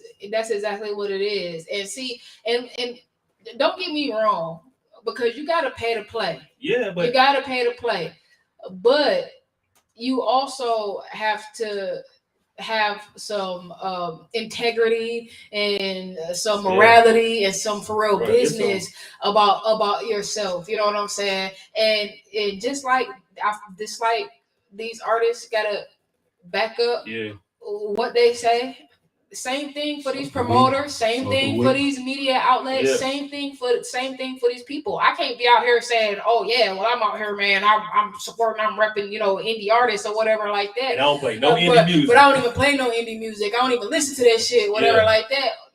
So like you really gotta put your actions where your mouth is. You know what I'm saying? Like all that talk don't mean shit if you're not walking it. You know what I'm saying? A lot of times I don't even have to speak. I ain't gotta say shit because y'all already see what's going on. You know what I'm saying? Like and what the movement is really us coming together and creating a space for indie artists to actually be able to grow, to be nurtured, and to be able to move on to a mainstream type of status. And I mean, I feel like it's like that here. You know what I'm saying? You perform, go fuck with Trav, perform in his shows. And then, you know what I'm saying, from this show, you could come over here, do an interview. And then from doing an interview here, we know other places that you can do interviews at. So, it's a whole network that you just tapped into. And you just met Trav. You don't know what he got behind him. So absolutely. And I said when I invite y'all out, man, that's what I'll be expecting. I'll be expecting for the the artists in the building or whoever in the building to take it. Because they don't just be artists. It'd be people with small businesses and stuff like that. I be expecting them to take advantage of that shit, man, and because it be there. Atlanta is full of opportunities, man. Like it really is. Like it really is. One thing I want to put out there, man, for and this goes for anybody who will be investing their money into things and feeling like they're getting fucked over. We gotta stop assuming that everything in this industry is a scam. Now, don't get me twisted. A lot of this shit going on is a scam. You know what I'm saying? So I don't want to take that away, but not everything is a scam. I used to get offended when people would throw me in that category, like if they didn't get their way, oh, you a janky ass promoter. I kind of used to get offended by that because I'm like, damn, I got too much love for what I'm doing for you to disrespect me like that. But I stopped because I realized that that's not really what he think. That's just what they It's just what they know. You know what I'm saying? It's like a defensive mechanism. It's like a defensive mechanism, and I want y'all to understand that everyone in this business isn't like that. It is some genuine companies out there who really want to see you doing good because it will make them look good. It will make their company look good. It's all hand in hand, man. Yeah. It's all hand in hand. We all help each other, and that's what people don't get. People, they disregard the DJ, but without the DJ, how do people hear your music? You disregard the media, but how will people see you inside their homes or hear about you or whatever like that if people are not doing whatever? Same thing for the promoters. How do you get into a place where you can go and you can perform, you can do whatever? It's like, people got to understand that everybody have their role. Let me tell you something, man. That's the one thing that I done learned since I've been in the industry of entertainment, period.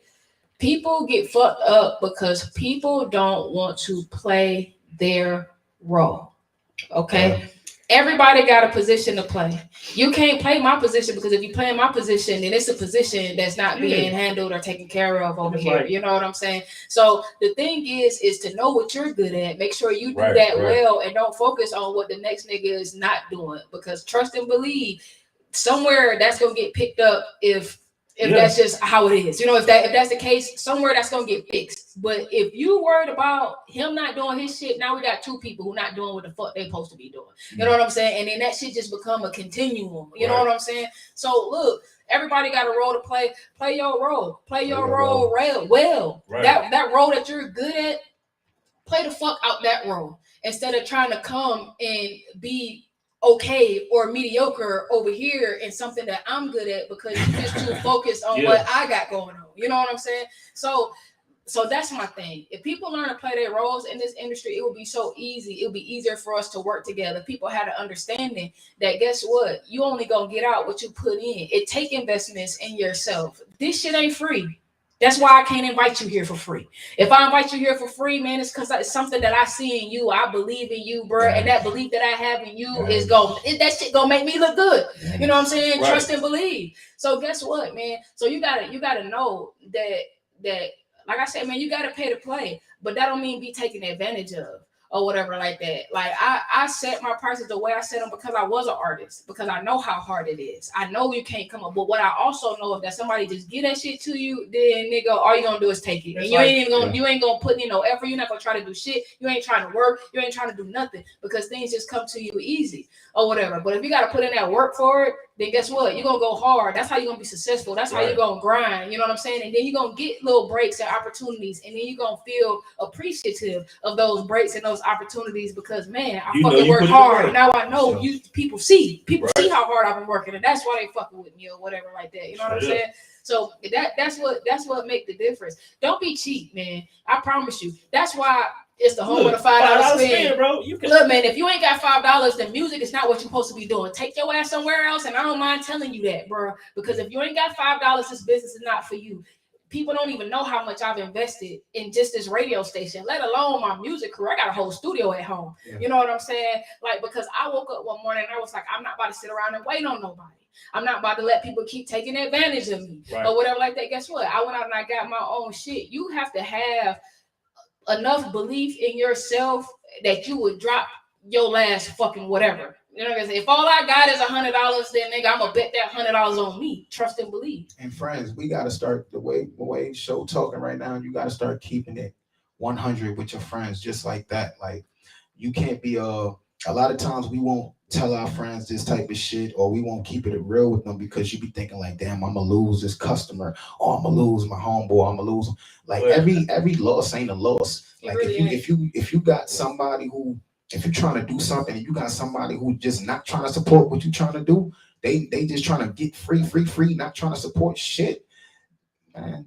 Fuck that. You know what I'm saying? That's not your friend. That's not your partner. That's not nothing. And if you lose them, it's not a loss. Like, you just, you know what I mean, got them out your circle. You feel me? Yeah, that's a positive. No, that's real. That's very, very real. I mean, I said that shit today. I made a post today, and I'm like, bro, what's crazy to me is, the people that I support, the people who shit I share all the time or whatever like that, them motherfuckers wouldn't shout me out of they fucking life depended on it, bro. You know what I'm saying? But that don't stop me from doing what I'm doing because, bro, That's what I was put here to do. So fuck them, you know what I'm saying? Don't share let me tell you. Let me tell you something, bro. What's up? That's what I was put here to do. I understand. I know my mission, bro. And let me tell you something. You know what killed them more than me not fucking with them? What?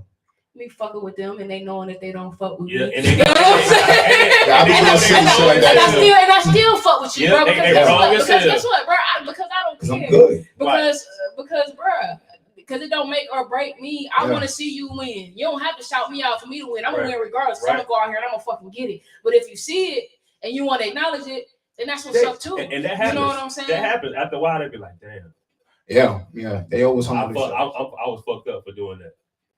Hey, look. Yeah. But the great thing is when you got circles of people like Travis, like myself, like Jason, like my homie Key, man. Y'all, all my folks, I'm gonna make sure y'all tap in with Key. I think I'm trying to get her down here next week to the station.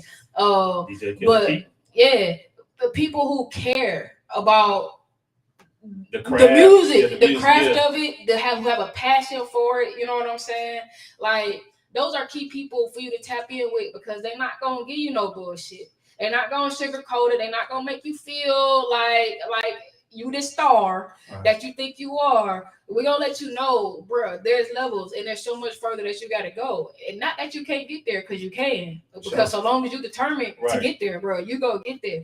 But man, it's a way, it's a route you gotta go to get the places. You know what I'm saying? And that's what I be getting with people with these procedures and shit like that. You gotta have a plan, bro. Because if you don't have a plan, you're only planning to fail. It's just like when people DM us to interview and we tell them what information, we give them a whole list an email of stuff to submit. Like you still fuck it up.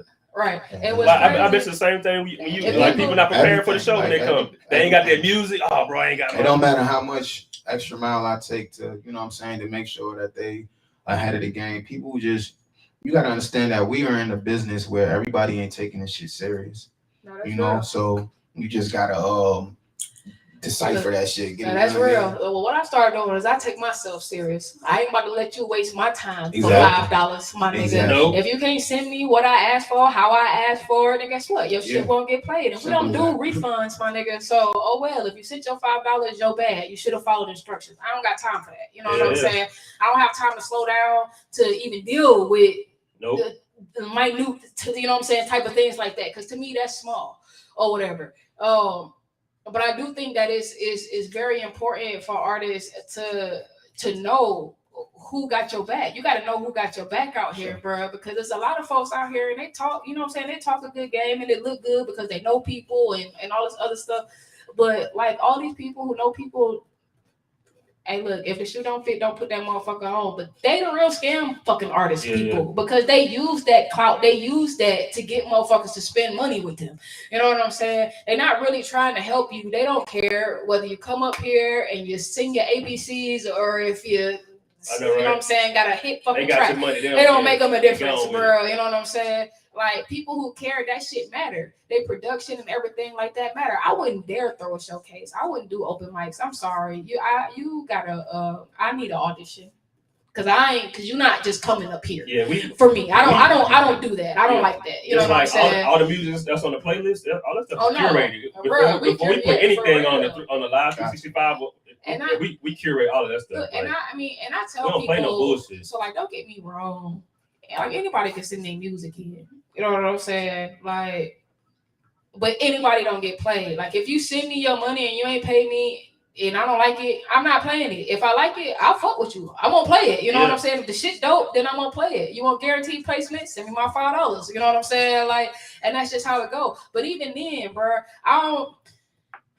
if your shit trash, I'm gonna tell you. We do reviews around here, and I ain't gonna tell you your shit trash, but I'm gonna tell you how to help you. You know what I'm saying? Like, well, baby, you need to work on this, and you need to do that, and you know, whatever. And sometimes that's all people need, and I feel like that's what be missing at a lot of these showcases because it's cool to come down there and perform and everything like that. And you might get a few new fans, or you know, you perform in front of your peers, which is what normally happens here in Atlanta, or whatever. But we need a panel of people that will be like, hey, sometimes look, they give a little great performance or whatever like that. But if you do this, this, and this, then that's going to enhance your performance. You know what I'm saying? I love your song. Your showmanship is great. But guess what? I need you to bring your levels up just a little bit because it sounds like the beat drowning you out. You know what I'm saying? Whatever. However, but you know what I'm saying? Something that's going to help them. You need better attire. I don't know. Whatever. You know what I'm saying? But the gems and the shit that's going to help advance to the next level. Or even to tell them like, hey, yo, you ready, bro. The track is ready. Go cut a video to this shit. What are you doing? Yeah. You know what I'm saying? Like sometimes people need that type of push or they need that type of insight. Because again, as artists, man, we beat ourselves down so much, and then the people that we turn to ask their opinions about stuff is like our friends and our family, and a lot of times they're not gonna tell us the truth. Right. They're our homies, and they're gonna be like, "Oh yeah, man, that shit was dope. It was like whatever." And no, nigga, you know what I'm saying? When really you need to go back to the drawing board. So the homie Asher, Captain Clutch, like, so he been. Oh yeah, he been sending his shit in, like, bro, like he been really taking advantage of that $5 spin. Like, ain't nobody. We've been playing all his music, bro. All his music, and he going crazy. And everything he sent us has been a hit, though. You can see the shift in what he sent us, though, too, based on our responses to what he had been sending in or whatever. Look, man, his stuff is getting better and better every time. Absolutely, and so and that's what it's all about, man. It's all about the growth. Like, when you come over here, I don't care about your $5. I got a job. I got a good job. I make good money. But I mean, at the same time, this shit costs money. And so we not going to just give it away for free or whatever like that. But to me, it's all about helping artists. It's all about pushing. It's all about the growth, man. And that's one thing that I've always loved and admired about you, because that's something that I've always seen in you. You know what I'm saying? Like, it don't matter. It's not about the money. It's about us getting out here and us creating the wave. I want to get back on Trav though, man. He got a lot of businesses going on, bro. Absolutely. How you managing all of this? Man, we need to go down the list though. I want everybody to hear all of this stuff you got going on. No, man. I shoot films. We do interviews. We do promotion, marketing. We do events. We do. I'm not gonna say management because I did that before. It's just I know what that takes, and I don't have the time or the energy for that right now. Y'all got chips too? Man, that's the chips is not by me. The chips is by Leak City Prince. Okay. For sure. Shout out to Leak City Prince. Okay. The chips is not by me, but if you I could tap you in. The way that I've been seeing it, you know what I'm saying? Everything is all together as a part of the brand. That's the way it came off, like, you know what I'm saying? Like you was a part of them, or you know what I'm saying? Y'all had some going on together. So. Because we it's affiliated. You know what I'm saying? Work with a lot of the same people. And just got the same vision, man. People just get some On Blast Radio chips. Man, don't play with it. Don't play with it. Shout out to the city. We need some chips. I want to be like P. I want some noodles and some cereals and shit. You know what I'm saying? Shit like that. Hey, but honestly, y'all, I just be, man, just one day at a time, bro. Like one step at a time.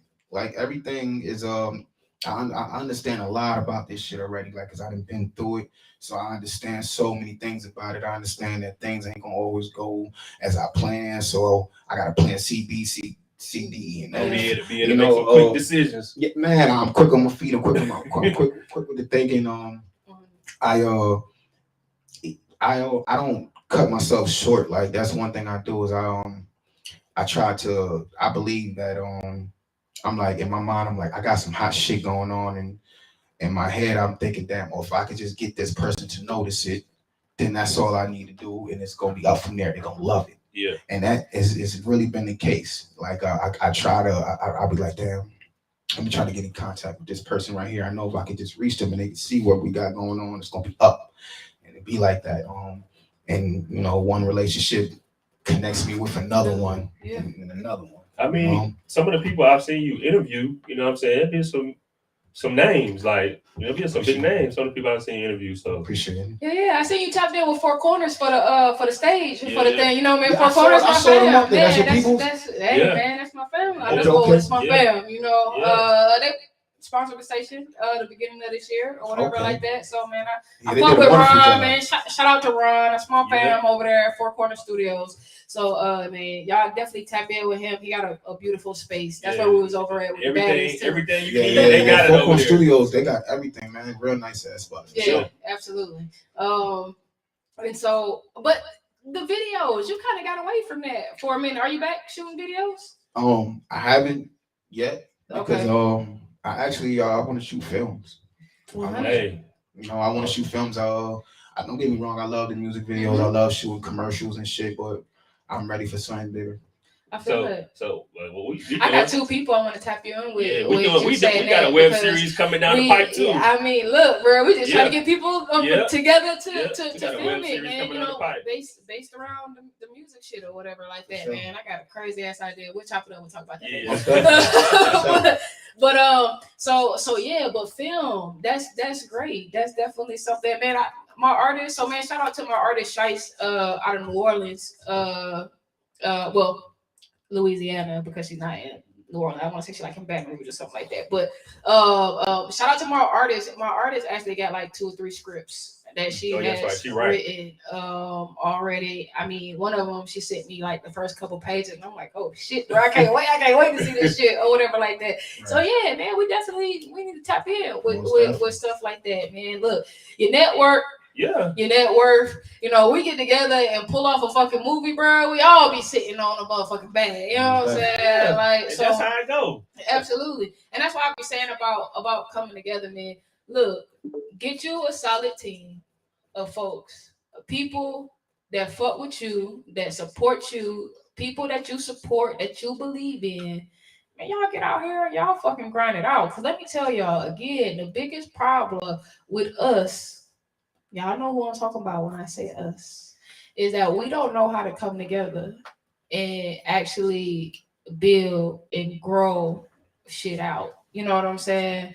Like, we want to get upset with one another. We want to step on each other's toes. Like I said, people don't want to play their role. It might last. It might work out for a little bit. It might.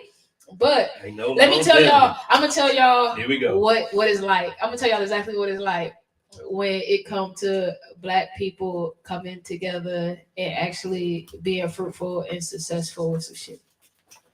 I was talking to my neighbor, right? And we was talking about groups, you know, like the boy groups and the girl groups, like, you know, artists, performers or whatever.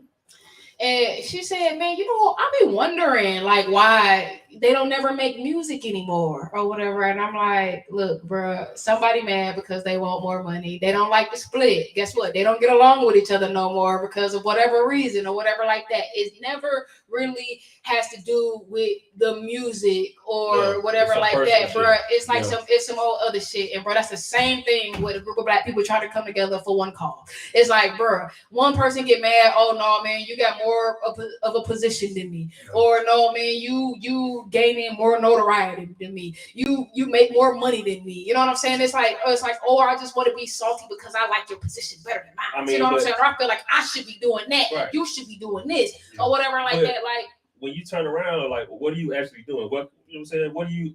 This other person done put in some work to get what he got. You can't get what he got because you ain't done the work. Yeah. And that's crazy, man. So crazy microwave society, whatever they want to call it. And that's what it is. They want that instant gratification, and that's a lot of that's the thing that I was saying earlier about artists. You know, man, we so used to things just happening so quickly, but everybody can't be insta famous. Because, I mean, you see it happen, but those are the exceptions to the rule. It's very rare, bro. It's very rare. If that's what you're looking for, bro, then find a gimmick. You know what I'm saying? Find the gimmick and just go out doing that shit every day until it hit, I guess, bro. Don't focus on the music like that or whatever, like, cause that shit crazy. If you're just gonna be a gimmick, then bro, you just need to just be a fucking gimmick. Okay, you'll get your one song, you know what I'm saying, one hot song, and move on out the way. You know what I'm saying? You'll be gone next year. Exactly. But if you want longevity in this, then of course, like Travis said, building those relationships, that's key. That is key. That's more important than anything, unless you balling. Unless you're a millionaire, unless you got a motherfucker backing you with some deep ass pockets, bro. Relationships is what's gonna get you through this industry. Y'all even heard them girls on here. They was like, look, man, the girl was like, no, man, I just was talking to people. I just started networking with folks. You know what I'm saying? Folks that dig their vibe. Oh yeah, well no, you can come back in. You cool. Yeah. You know what I'm saying? Yeah. Like No issue. Shit, as easy as that, bro. I was sitting down there. It was crazy, is because I got a phone call at 9:30. That said I had to be somewhere at 11:30. I was still laying in the bed in my pajamas, right? And so I'm like, am I gonna go? Whatever like that, bro. I went down there, but when I left there with at least 5 people that is gonna be on the show. Yeah. I told you, man, I linked up with my man who's man, shout out to Big Unk. Big Unk got this goddamn man, this damn I meant to shout you out last week, bro. This fucking lip balm, bro. All right, Big Unk's beer game, lip balm. This shit lit. It's organic, you know what I'm saying? And so I really like that too. But you know, tapped in with him, talking about bringing him on the show, and he like, man, we need to bring more artists on the show, man. Shout out to Nick Lavelle. Guess what? I already know Nick. I'm like, bruh. So and look, and that's how small the world is, bruh. You got to get out here and you gotta connect the dots and holler at these folks or whatever like that. Man, been so busy he couldn't get over here. Ran into his manager, and he like, oh well, no, we gonna make that happen. All right, so look. Man, you got to get out here and you got to know, like I said, man, who fuck with you, of course. You got to know where your supporters are. Go where you're appreciated, not tolerated. Okay? Yeah. Go where you're appreciated and not tolerated. And guess what, man? Every indie artist that's out here doing their thing, just trying to make a way. I appreciate you. You know what I'm saying? Because I feel like y'all set it up for the next artist to get out here to make an attempt to make a way. You know, like when I really get established, I'm gonna be teaching kids music. You know what I'm saying? Right. That's what I want to do, for real, because it's important. Because they're taking it out of schools, they're taking it out of all these places where we need it. And so that's very important. And so my boy Travis, he told me he got to leave or whatever. Busy man. He's trying to go get some sleep. Look, he got to go. He's trying to go get some sleep. As it should say, since before the awards. You know what I'm saying? It ain't slowed down yet, man. Yeah. And look, and with so much coming up, man, it's gonna be hard to slow down. But that's the one thing that I have realized too about this industry. Man, you better get it in once when you it come started, in, bro. You get what you asked for. Once it go, bro, you're gonna get exactly what you asked for. Absolutely. You gotta get. You get to all these locations and all these shows and all these events. You gotta get to them, but that's what you asked for. And that's why it's really important. Support you. Make sure y'all go out and support those that come out and support you. That's very important. Support who supports you. If you cannot be asking for all the support and not show up for other people when they need you there. You feel me? So support who supports you, man. I want to give a shout out to Blex brand. It's a clothing company. I'm good face for them. So shout out to Blex brand. Give a shout out to my people Shay and Fox 5 for tapping in with me today. And definitely give a shout out to my guy Jason and Show. Shout out to On Blast Radio. Yeah. Much love, y'all. No man. Shout out to Black Only. Yeah. Shout out Black to the only, originator. Black you know what I'm saying? Black Only Solo. You got MGV Films, man. Shout out to the beginner, man. Shout out to the growth. Right. Shout out to the growth and to the expansion.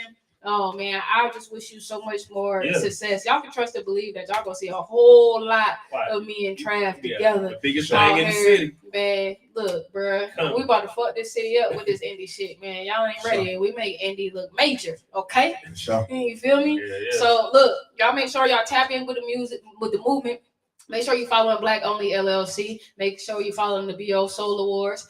Make sure you following MGV Films. Make sure you following every other fucking Instagram that he has. He got a whole bunch of them motherfuckers. You know what I'm saying? So y'all make sure. That's what I said. He about like me, bro. He got like 10 Instagrams. I do too. You know what I'm saying? Like got a purpose. No, absolutely. So y'all make sure y'all just following the movement and y'all supporting. Y'all definitely can catch him down at Pals. We didn't even mention that, but he's at Pals like almost every Sunday. I was. We doing shit a little different now. Okay, this Saturday y'all can catch me in Dream House. I'm in Dream House in Stockbridge this Saturday. Okay. That's right. I did. All right, look. So we in Stockbridge this Saturday. You know what I'm saying? Next Sunday we at Pals. Okay, all right. Yeah, look. The following Sunday, y'all can catch him at Pals. Look, y'all just stay tapped in, because if y'all tap in with them Instagrams, y'all gonna know everything that's going on. And if you locked in on Blast Radio Atlanta, then you already know what the fuck going on, because we gonna have that shit right on our page for y'all too. You feel me? So look, man, Trav, I won't hold you up. I know you're a busy man. I'll let you go get your Z's and everything like that. You know what I'm saying? And my hope is we get some more baddies up in here, man. I'm about to go shoot out a little email real quick. You know what I'm saying? For sure. Shout out to the ladies who was just on there and fuck with me too, man. I recognize a few of them, man. Y'all keep doing it. Shout out to Big Lex. I'm saying it right. Big Lex Baddie Collection. Yeah. The show definitely getting a lot of buzz out here in Atlanta. It is. Shout out to Huckleberry. Shout out to Fetty. I fucks with all y'all. 100. We appreciate you coming through, bro. There it is. So look, man, I'm gonna hit y'all off with this Jay Taylor one more time. The song "Lick" because I liked it, and then we gonna come back. Y'all know how we do it, man. On Blast Radio Atlanta, it's the motherfucking Truth Session. Your girl, Big Show, Jason. Hey, right? Yeah, there it is. My nigga. Let me get this picture with y'all right quick. Oh yeah, absolutely. I'm a bougie little bitch with status. You gon' fall in love when I'm back in. Cute, no black, I'ma slap it. If you eat the pussy right, you can have it.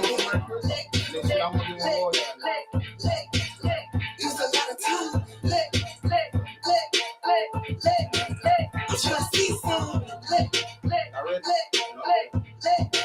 I wanna have some fun.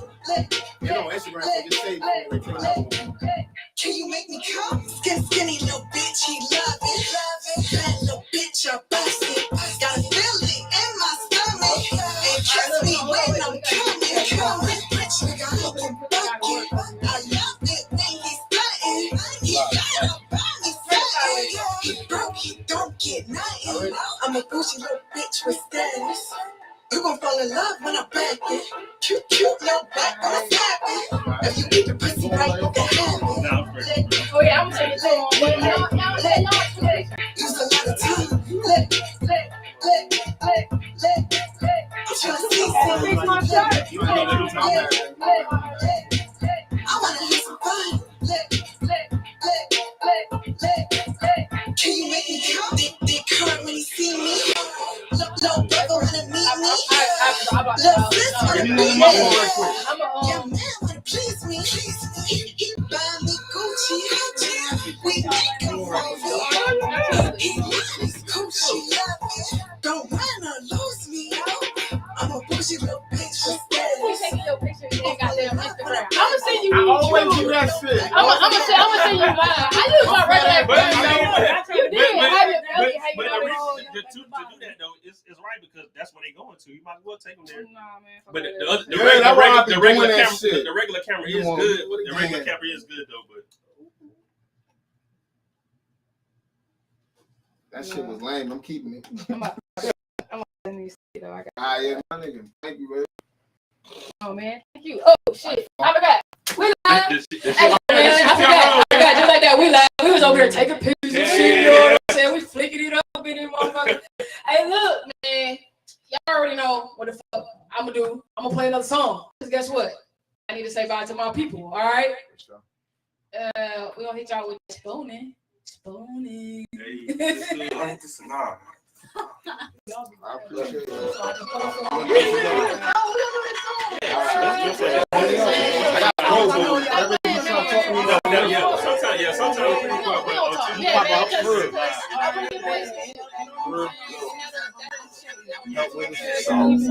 I got some next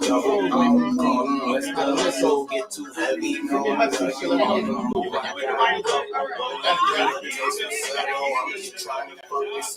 But I know she gon' wanna cut up. She expect a nigga hustle. Flexing with me in the huddle. She just do me a check on the humble. I just do it on the tickets and numbers. I'm fucking with faces. I'm done with the dog. I'm cheating on that shit. Little finger ain't even better be over my head. I got me on the same shit. I let it go on this. Hey, y'all come back to sit you down. I can see you reserved. Know that you know I'm a leaning. My flow gives you credence. I let this shit blow out and drop it some speed. Now you wanna hit this wrong with me. Yes, you in top that spoon with me. Turn around and drop that school with me. You get dry, you gon' have to shoot a move with me. I am a movie and them guys is goofies. I ride with the Louis. She ride on my range. You knowledge that me and you are not the same. I got dollars, I'm polished. My flash is dropping. No way I won't stop. You are not in my lane. Cool, just the truth. Baby, so thick and it's cool. Is it the money? you addicted to the music that you listen to. We spoon, man. After we fuck, we do it again. Touch, we boom, man. We boom. I see how those do. Straight line blowing on wax. Show you love the FaceTime while she in sex. I don't want to waste time, bro. I want to taste wine. Grab her from the waistline, back her from the back. This is the moment you need it. You moaning and screaming. Your energy about to expand now. 3 different weeks, I got grams now. We could niggas have I stand out. the whole time we just talked, you know. 13 trying like a team on bad. Shoot a nigga in the face. Got a couple drums out rolling up on it. Too small by the way you can't jump. FaceTime with the fade on pop with it. MJ, only way to keep up. The gold chain now fuck with me and get stuck, nigga. I ain't no hoe, nigga. I wanna go and get blown. Late night session on the phone with her. Move around the city like a dope dealer. She a dope dealer. Shout out my baby to drive hella crazy with me and you niggas some problem for bitches. She instantly violating me. I just probably just made a deposit. Hey, got me feeling like myself again. I don't wanna move around the city without you. Like heavy in this game, everything I say is true. And she live that shit like true.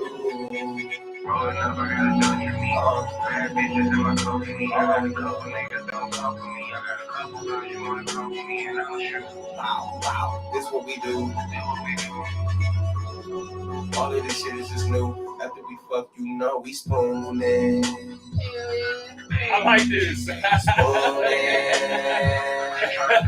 I know you coolin'.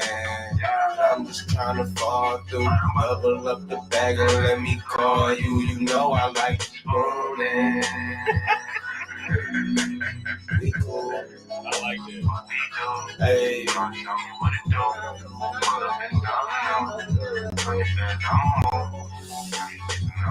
It's good though, for real.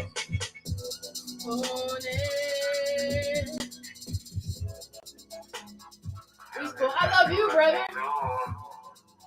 Shout out to my motherfucking brothers. Both their asses up in here. I got more than 2 brothers, but but 2 of them in here. So shout out to my brother Dre Bell. Shout out to my brother Brandon. I appreciate y'all sliding through, supporting your girl. You know what the fuck going on. I got Jasmine still in the building. I'm about to tap in and see if we can get some more of these ladies up in here. So look, ladies, I sent y'all an invite. If y'all missed that 7:30, and that's crazy because I had like 10, 15 girls that accepted my invitation, right? Yeah. I don't know if y'all was scared, y'all didn't want to speak, or what was what, but we back. We back, and we're talking about the Big Lex Big Baddies Collection. Big Lex Baddie Collection. Yeah. We back and we talking about that. So if you got the link, then y'all can hop into our live feed. If not, man, I got plenty of other things that we can talk about. Of course. So I want to give a shout out, of course, to my man Travis, Black Only LLC, for stopping through, chatting it up with us. Look, man, it's always a pleasure when we link with like-minded individuals, for sure. So that's first and foremost. People who have the same type of goals as us. Because, look, man, it's all about these indie artists. I know how important it is for them to have exposure.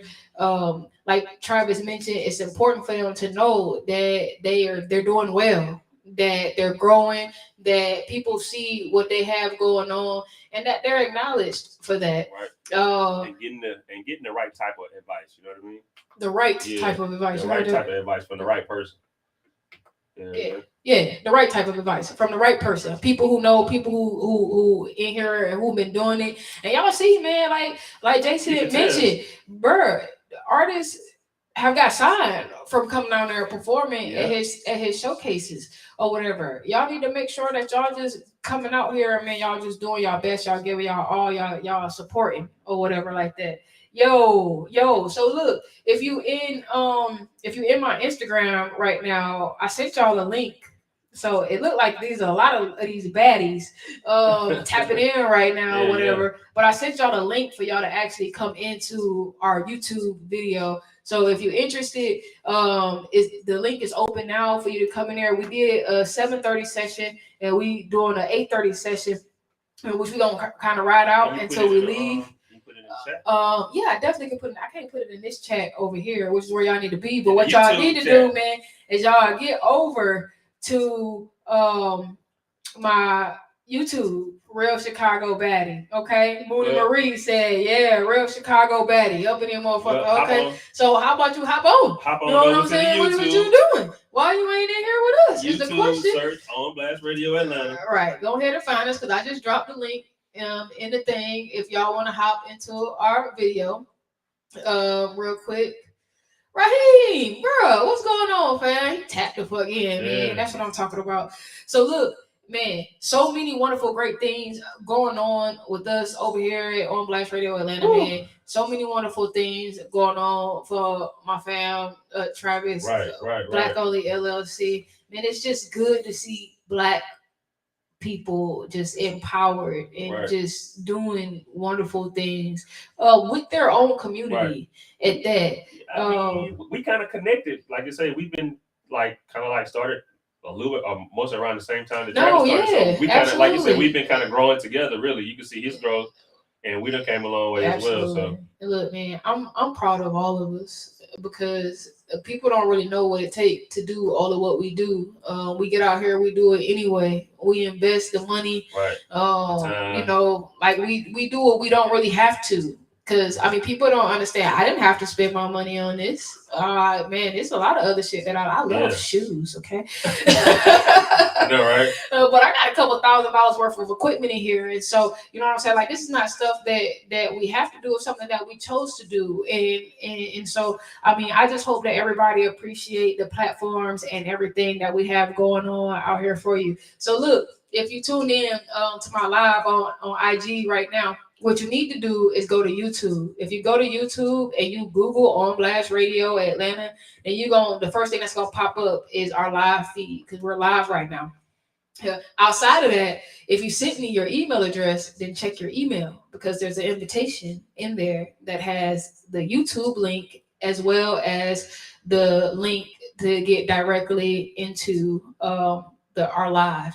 And so I want to give a shout out to Voodoo and to Jasmine and McKaylee for tapping in with us and talking to us about their experience at Big Lex Baddie Collection Olympics. So look, I did put that that link into the chat. If you want to hop in, we can do that. If not, man, I'm gonna play some music. You know, that's what I'm gonna do. Mooney says she here.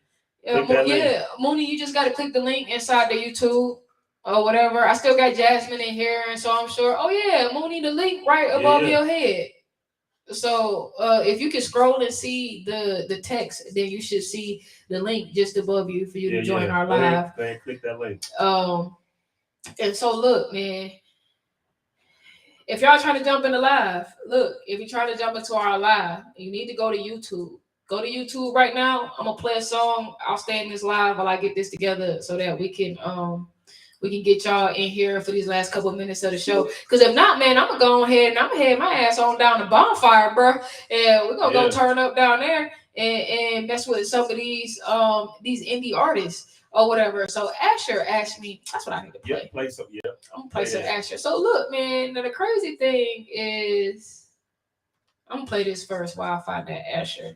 Man, shout out to Cash Talk Raquel, man. Y'all can he gonna be on the show next week or the week after, y'all. That's why we need to have that thing. Yo, Moni, Cash Talk. Let's get it. Yo.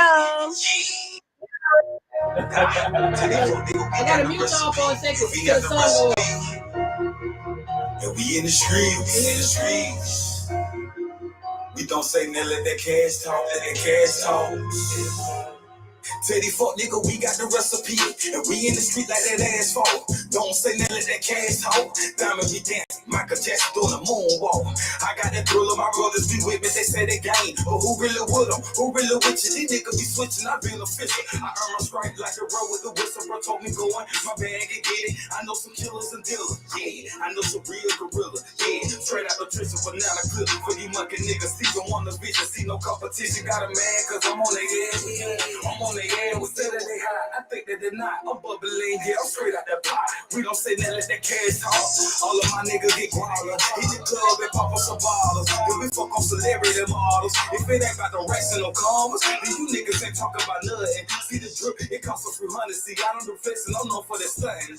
Any problem that close a 30. Set it off like a bomb, I'm busting. Load up on your bitch, I'm fucking. She said I'm good for nothing. I know I was good for some. Hit the lotto and throw up the money. I'm sick with it, vomit. You already know how I'm rocking the climb. My whole team get back to that money. If he ain't your partner, don't trust it. If she ain't your bitch, don't love her. We just fucking can't cuff. Got a few racks in the duff. 2 times, that's double. 3 times, triple up on the money. Man, fuck your bitch on the Monday. 7 days a week, that Monday through Sunday. Hit your block skirt off in the Hyundai. I'm from the bottom, we call it the jungle. Y'all calling us country, but we don't hit huncho. Stay down for the combo. Tell you fuck nigga, we Tell you fuck nigga, we got the recipe. And we in the street like that asphalt. Don't say nothing, let that cash talk. Diamond be dance, Michael Jackson doing the moonwalk. I got that bill and my brothers be with me, they say they gang. But who really with them? Who really with you? These niggas be switching, I be official. I earn my strike like the road with the whistle. Bro, told me going, my bag and get it. I know some killers and dealers, yeah. I know some real gorillas, yeah. Straight out of Trisha, banana clip for you monkey niggas. Even on the visit, see no competition, got a man. Cause I'm on the air with you, I'm on the air with you.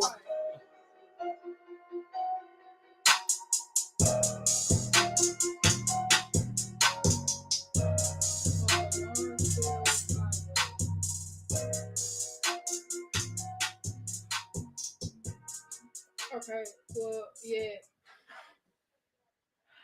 I ain't that price that was gonna make me late, fam. Hey, yo, so we tapped in with one of these baddies, you know what I'm saying? Let me say, bro, we got Mooney up in this motherfucker. Oh, and Jasmine back. So look, hey, I gotta get off this. I'm on live. All right. Yeah. So Yo.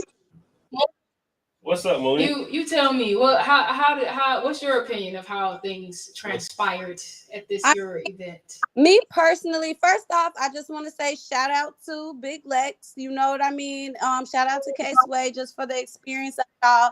Me personally, I went down there on some networking shit. I'm a bad bitch in different type of levels. You hear me? So I'm on you feel me? I'm networking the whole time. You know what I mean?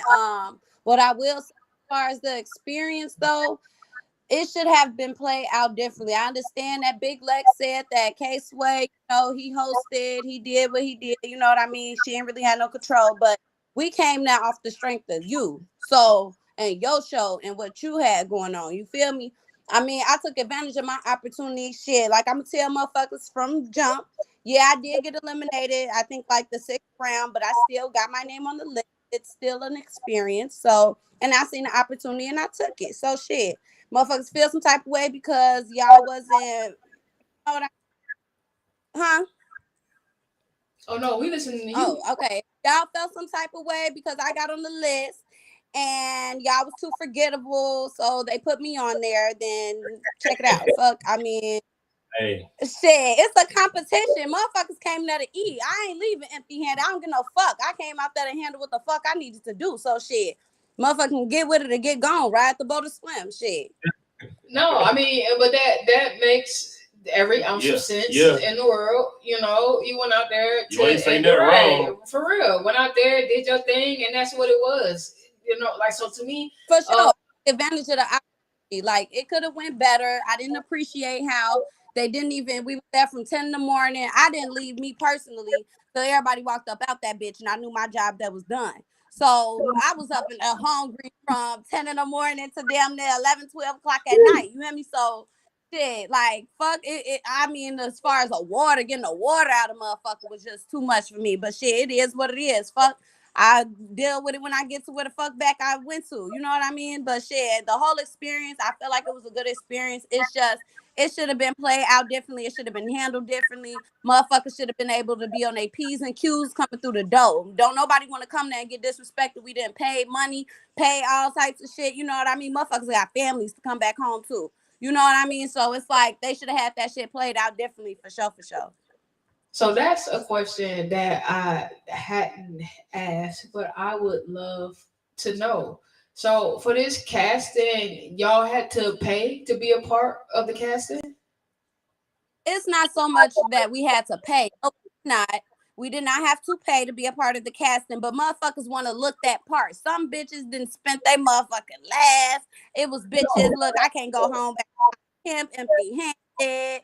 Like, you know what I mean? Bitches felt like they had to fuck with security and all types of shit just to get their way in. Motherfuckers, when I say money, I mean as far as the traveling expense, the motherfucking money motherfuckers put in towards their hair, makeup, wardrobe, just to look the part so they don't get sent home right away. You hear me? So motherfuckers done put in funds for that. Like, I ain't tripping over. I'm a bad bitch. My money gonna keep making. But for the next motherfucker who really needed the opportunity to really come and show up and show out, you know what I mean? We should have got treated with way better respect than that. And my whole thing about it, as far as Lex, no, you weren't in the necessary wrong because it was out of your control. But at the same token, we came down there for you. You should have been there start to finish with the rest of us, point blank. Like, we shouldn't have been seeing you at no damn 10 o'clock. But it is what it is. Shit, motherfuckers still got to take care of what the fuck they came to take care of. Do what the fuck you came there to do. And show the fuck up. Show out. Shit. Okay, so look, man, I feel like there has to be an understanding that y'all came out there for the show. Y'all didn't necessarily come out there for Big Lex. And her being an artist mean that she got so many obligations. You know what I'm saying? And I'm not trying to take nobody's back or nothing like that. This is just something that I know about the industry. And so look, and so if it's a production and she really only got to be there for whatever to say whatever, artists show up to their own performances late. You know what I'm saying? I went to an Erykah Badu concert. She didn't show up till an hour and some change later. You know what I'm saying? Like, so, and sometimes that's not even within their control. It's just so many other things that's going on. Their days are already set to a certain type of schedule to go and do and whatever and however. Now, I bet you, if she wasn't already in Atlanta, when she came into Atlanta, I bet you it was like 5-10 other places she had to go to before she came down there to do what she did with y'all in that aspect or whatever like that. And so, and then another thing is when you got a huge production and shit like that going on, it's hard. You're only one person. You can't be everywhere at one time. And that's what I said. Definitely out of her control. And I think it was just a misunderstanding as far as Big Lex's fans. You know what I mean? People were expecting to see Big Lex from start to finish, in and out. You know what I mean? But like you said, it's only so much that she could do. That's why I said it's out of her control for sure. Yeah. But like it's just the expectations of her fans. You know what I mean? Motherfuckers expected different. But when it got broken down, you know, it's really out of her control. It's really out of her hands. She said K-Sway hosted. Reading is fundamental, so shit. And look, now that's the most important thing. I'm sure there was somewhere up in that information that she provided to all you ladies that look, hey, I'm not gonna be there for whatever, or I'll arrive at whatever time or whatever. However, like she didn't say that. Don't cap on it. She ain't say that. No, you capped it up. Hold on. She ain't say that. That's all the motherfuckers heard, and they got. I'm sure it wasn't because they want people to show up. Yep. That's the whole point. They want people to show. Right. What's up, Leslie? What's up, Siobhan? Man, what's up, Dre? I mean, shout out to everybody who tuned in, who paying attention. So if y'all didn't know, we talking with a couple of the baddies from the Baddie Olympics casting for Big Lex's Baddie Collection. And so moving forward, what do you feel like you gained from the experience?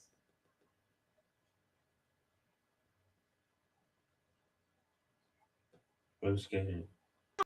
I'm trying to get my rap shit up. I needed to hear was this difference in networks and shit, and I'm so shit. I went down and took care of what I needed to. I got up with the right motherfuckers, you know what I mean? Motherfuckers don't either fuck with me or they ain't. Shit, like I said, rap the boat or swim. I mean, my expectations were met just because I wanted to get my notoriety up, and also I wanted to network and market and, you know what I mean, get in with the right motherfuckers. You know what I mean? I know Big Lex, she got the right motherfuckers around her. Shit, you see, she took off just from off the Jocelyn shit. Motherfuckers fucking with it. So I'm knowing, you feel me, this the right atmosphere for me.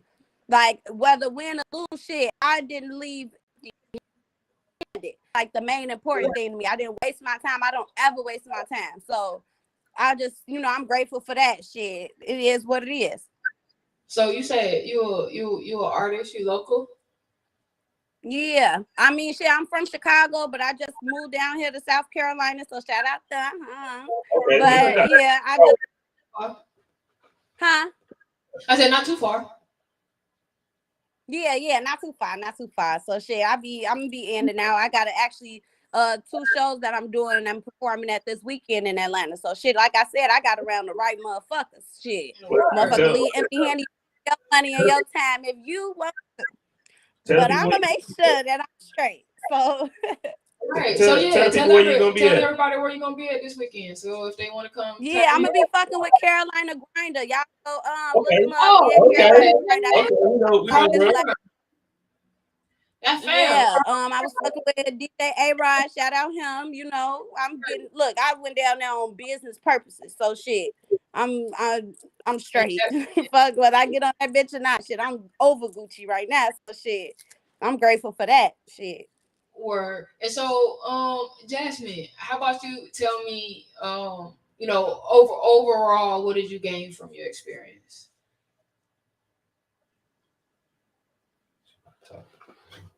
Breaking up. Jasmine, you hear me? She moving around. That's all right. We're gonna get her a second.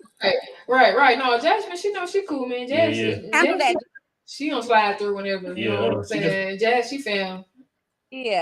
Right there. But yeah, overall, it was still like experience. It should have been played out better. I say as far as like the security and actually shout out, I don't really know her name, but she had on the yellow shirt and the jacket or and some jeans. And she had really pretty ass too. I would say, and I had told her myself personally, like I commend you for how you are handling the situation with the ladies and trying to make us as comfortable as possible, because even though it was kind of a fucked up situation, you know what I mean, it still was like, you know, she was trying her hardest to make sure that females were okay. So I respect that. You know what I mean? You were saying there's only so much one motherfucker could do, but she was trying to make sure that was happening for motherfuckers. So I appreciate that. Overall, I mean, it was a good opportunity. I'll say that. It was a good opportunity for motherfuckers, for sure. Word. Right. But not necessarily the greatest experience, but definitely good opportunity. Yeah. But you know what I'm saying? If something like that happens, or an event like that happens next time, a casting call, you kind of know what to expect. You can prepare for the bullshit. You know what I'm saying? Right. Absolutely. I mean, but shit, motherfuckers was coming prepared. They had liquor, they had food, they had all types of shit, but people shit was getting took at the door. So it was like, you feel me? Motherfuckers can only do so fucking much. Like, damn, we brought food, we brought liquor, we brought weed. Now you saying we can't smoke, we can't drink. I thought we was finna turn up. They only giving certain motherfuckers a little out of their liquor. Yeah, not in that venue. I forgot about that. So, Jasmine, overall, your experience, just overall, how would you say, like, what did it leave you with? I mean, honestly, I didn't have a bad experience at all. I read my email. I knew what to expect. It said no expenses covered and no means none. Like, you gotta understand that, like, these, like, when you're dealing with a whole bunch of quote unquote bad bitches, you're dealing with a lot of egos too. So it's a lot of people who feel like they were entitled to treatment that it didn't say that they were going to get. So you have to read the fine print. Like, please take away from this experience that you have to read the fine print. You have to actually know what's going on. You have to, even if you don't have experience in something. You didn't read that shit. They could have told you, bruh, you gonna come here, you gonna strip down booty ass naked, and we gonna slide across the floor. But you ain't even read that shit, so you don't even fucking know. I mean, I shake my ass regardless. I don't give a fuck where. So that's crazy, man. You can't get out here. But shit, people felt like they had to, that they was time to get seen. Even we did the talk your shit challenge. I told them I ain't finna waste my time on you. Fuck, I'm in the camera. Oh, okay. Let me shout myself out. You know what I mean? And then took off from there. So shit, I feel that. Right. Yeah. Well, look, ladies, man, I appreciate y'all so much for coming and filling us in on y'all point of view of how everything went. I don't feel like I heard anything bad per se. You know, I feel like it was just one of those experiences. You know, I'm gonna write down real quick some things that some girls are saying. Water was not provided. That's a lie. Water was provided. They kept on coming around with cases over and over. No. Look, we had people and they had 30 different and like room. You hear me? So a lot of the shit that certain people was getting in one room, these other bitches wasn't getting in another room. They even had snacks. They threw them bitches in there like they was Scooby snacks. And I said, bitch, you finna pick that up. And he threw that shit at you? Oh, couldn't have been me, bitch. I'd swallow my spit because you got me fucked up. But a lot of different rooms had different experiences because a lot of people told me a lot of different shit. Yeah. I agree that a lot of rooms had a lot of experiences, but I can't say from us even peeping out the door, I seen them coming around to other rooms with the cases of water. So it's not even just me speaking on my room. It's what I seen for a fact. Like, and even when I was out in groups with the other people, I still seen, like, all I had to do was ask somebody from production, can I get a water? They went got it. Like, and in the rooms, they kept replenishing with water. Like I said, like in my bag, I ended up with like 3-4 empty, I mean not even empty, half empty bottles of water because it was so quick in between each scene change that, you know, you go to your room, you change out right quick if you can, if they told you to, and then you on to the next thing, you lining up, you waiting. So I really feel like people, it's like managing, I guess, expectations type of thing. You definitely have to read fine print. You have to know what you're walking into. Just like when you outside in a line for Jordans, they don't provide water at Nike. Like, we got our bag checked. It's nobody's business. It's nobody's fault. We stood out there for 2-3 hours before we even got our bags checked, and nobody told y'all not to eat. Nobody told nobody not to go to the store to Uber eat and to bring nothing because I was snacking all day in the line. No, because us people that was ordering Uber Eats, and a couple of motherfuckers said that the Uber Eats driver told them that they said that they shit was took, like they didn't want it and all that. And then another thing, as far as like the water and all that shit, even the delivery on that was like, it's just how they went about it. Cause certain motherfuckers, they was telling people, okay, if you leave out the room, cause motherfuckers want to go to the bathroom. Certain people are body shamed and shit like that. I don't get no fuck. But certain people are body shamed. They want to change in the bathroom. Oh, if you leave out the room, you going home. Point blank. We trying to do this that out there. You gotta respect it because you there for a purpose. But at the same token, it's like, damn, I'm supposed to hold my pee. What if a bitch had her cycle, or you know what I mean? Any motherfucking thing. And damn, it's out experience because of that. Hey, boo boo. Hey, Nina. And you know, look, this right here, that shit separated the week from the you know what I'm saying? That alone is what separated out of.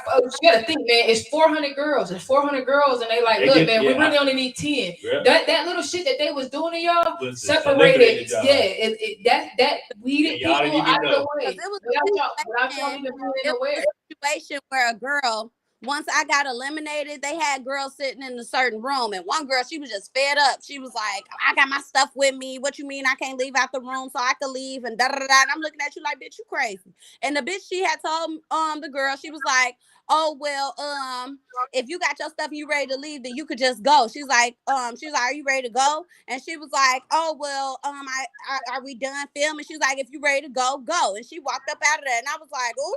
And then the girl was like, well, do anybody else feel like they got to go? And before anybody else, I was like, hell no, fuck. And she was like, see, you smart. Oh, okay. We here for a reason. Shit, I'm going to sit my ass down. Give a fuck. My belly button going to have to touch my spine today because I ain't come down here and I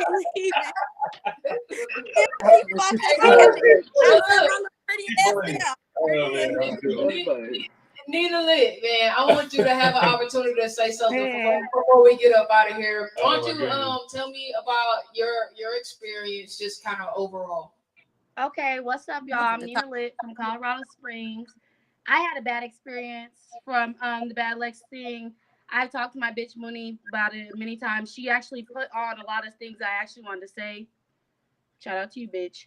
And but I got the bad experience. I'm like, I didn't take the advantage that all these females are saying they took of getting their way through the door and stuff like that. I didn't get that experience because of the cruelty that the securities were doing towards bitches that came to like the end of the females leaving.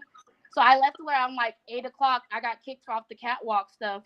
And when I came outside, they were checking bags for the girl's cell phone. And they after the girl couldn't find the bags and she was claiming that the security took her cell phone, she said that the security started dragging people off the property themselves. So for all the females that are saying that we're jealous and all this stuff that we didn't get in and stuff, no, what I'm really mad about is that we came all the way down there to see a bitch that never even fucking popped up till 10 o'clock at night. Fuck. Yeah. I was Tell them about your told Ubi. that I was told that people are being picked now, finally voting and stuff, but we didn't have the option to vote. That's why I feel like it was a Ponzi scheme. None of our family even had the option to vote, so we paid the $20 for no reason. For some of us, only be on TV probably like 2 times.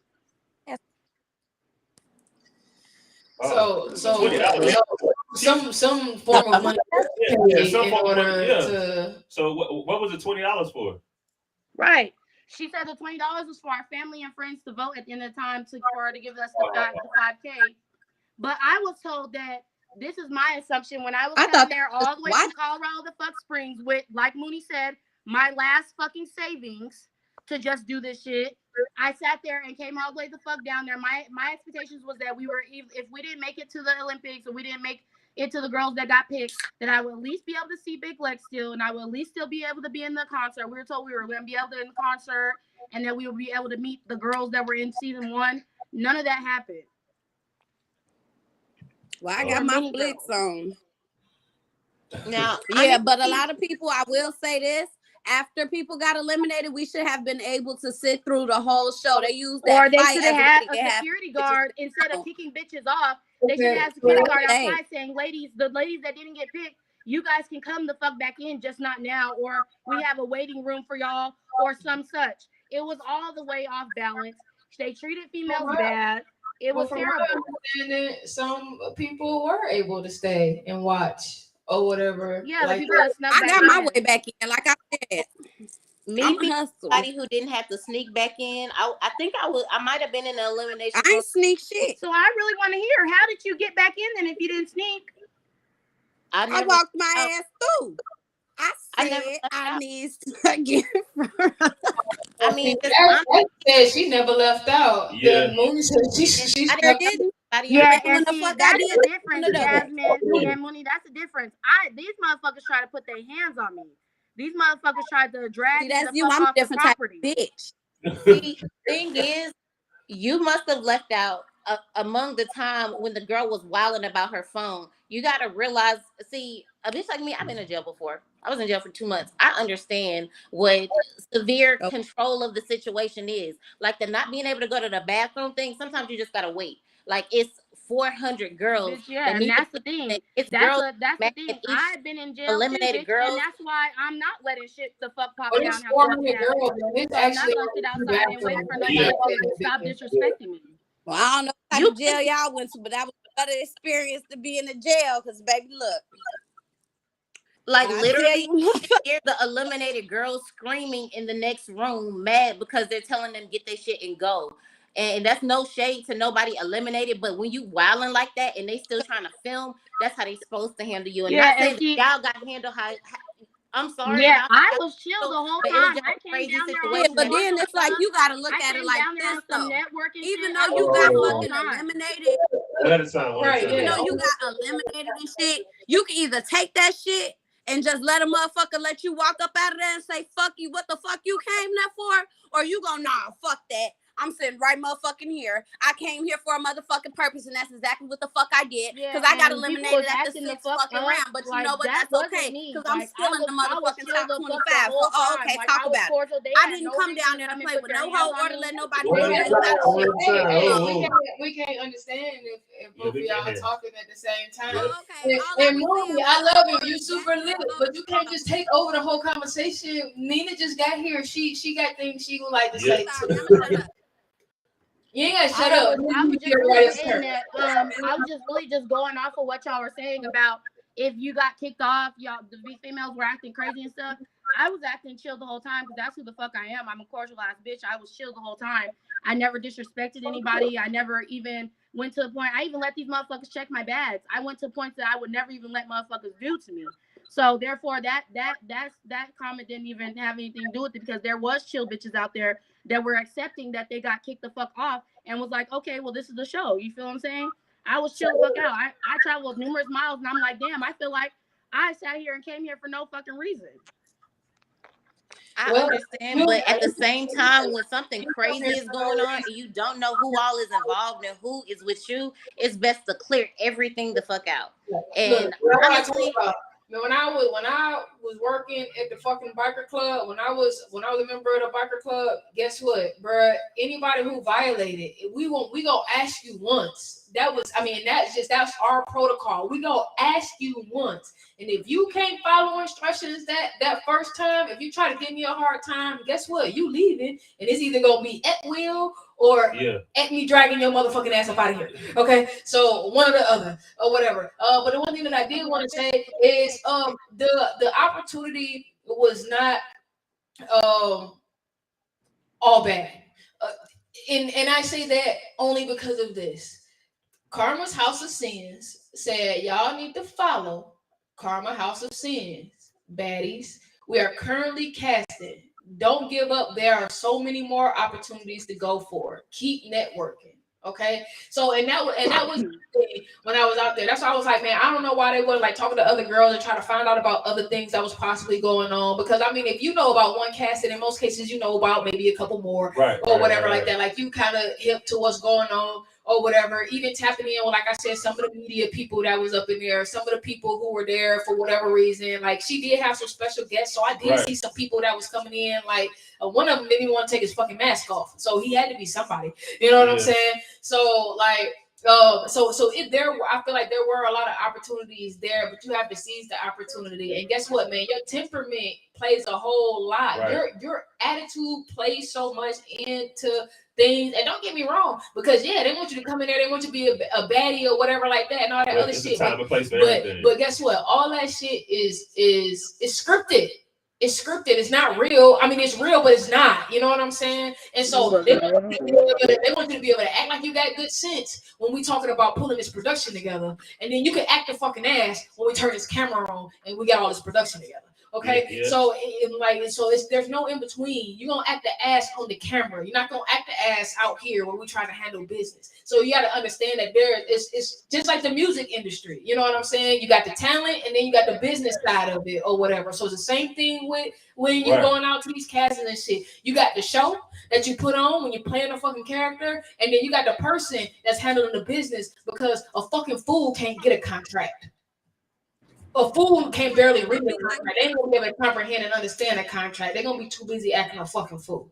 All right. So that's the thing. So that's the thing. You know what I'm saying? You got to be able to balance when it comes to this entertainment. You working with.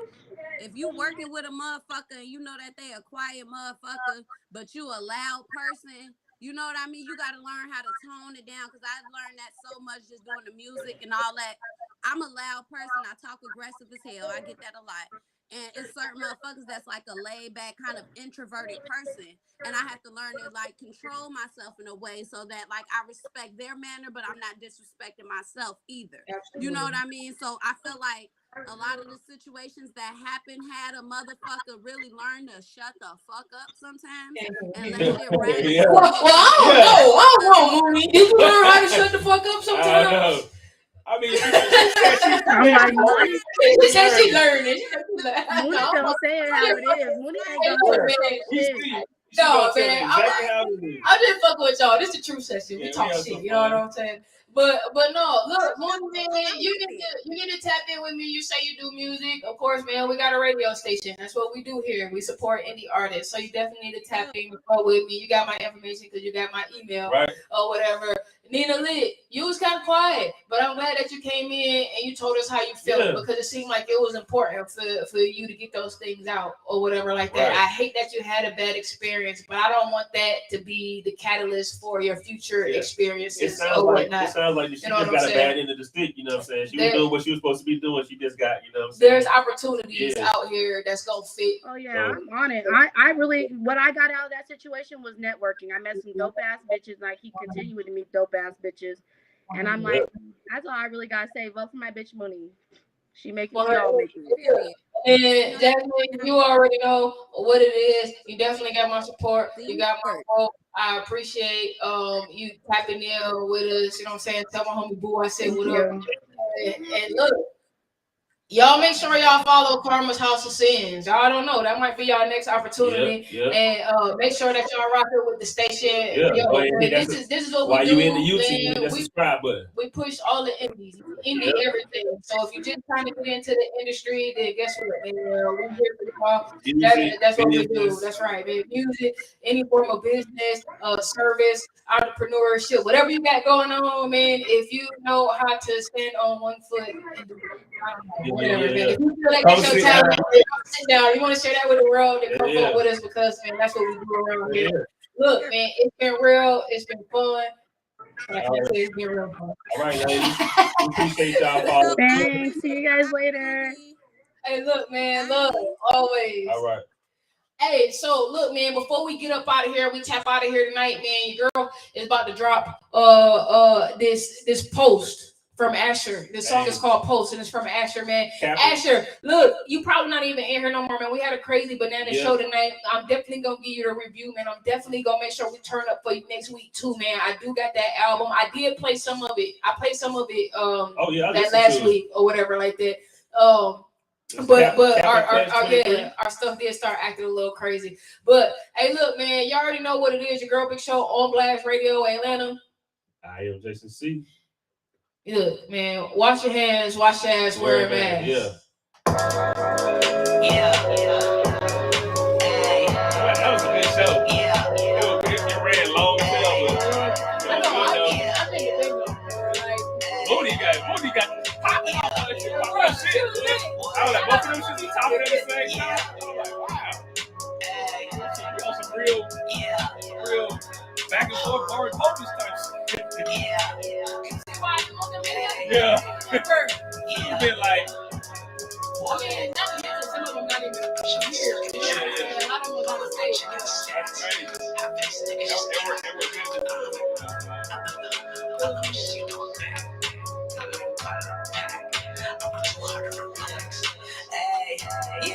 Since boys on my celly, these shit you can tell me. She wanted to pay. I screwed up her rallies. I do what I want. I mean it sincerely. This shit wasn't love. This one really hit me. But dick out this. We fucked in the telly. I think she's a slut. I know it already. I can't give her trust. But might get it petty. She might set me up. Like wine in my belly. I'm really fed up. But UPS ready. Just say what you want. I got it already. I really can't find. I'm high as a levy. You know I'm on. They pull up in Chevys. Follow day on. I'm so strong. Be there, bro. Can't get along. My mind's on. That was a great idea to do that. My way along. We can come up with that. That's what he did. He hit me up. They say I'm police send me. Driving and catch me. No, you don't follow me. And no, we don't enemy. Should be stuck in the trap. Pull up with chicken stats. How these niggas just cap. I love it. I love it. She don't back. I love it. Part of the pack. I want too hard to relax. I want too hard to relax. Yeah.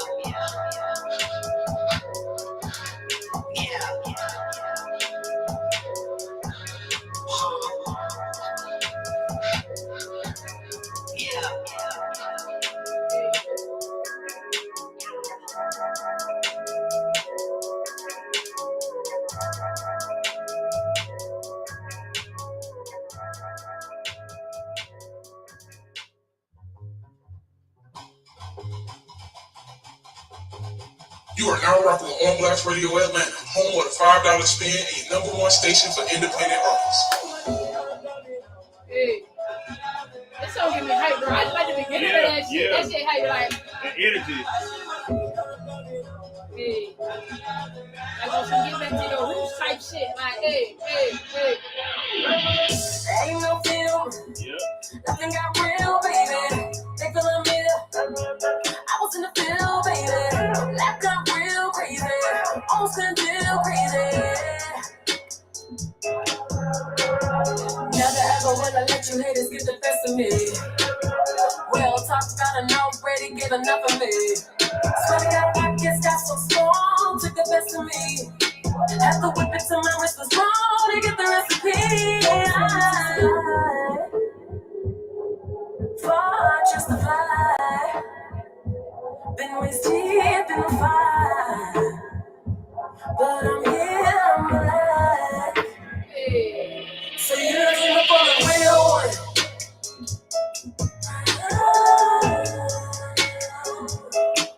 I'ma make you niggas feel me. Oh shit. Swear that shit'll put your mama to the test. Don't have feelings, time to get my shit in check. Show me came up a real one. Show me came up a real one.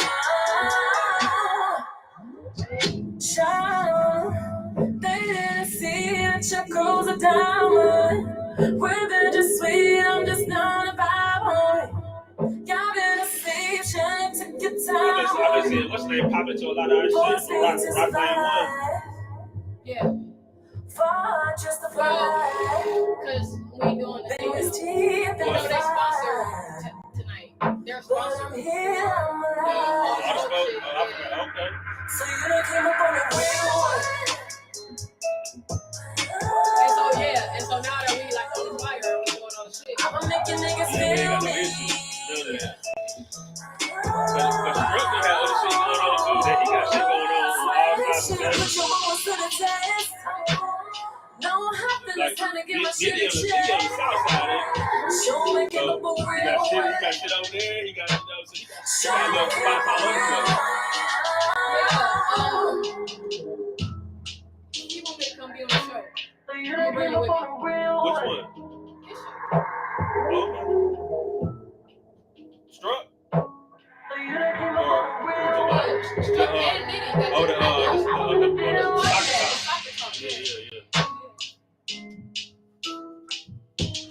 It's gonna be on a Tuesday though, so we don't have to end it at this time. It don't air till like the Saturday after. Well, they film me on Tuesday. So we're gonna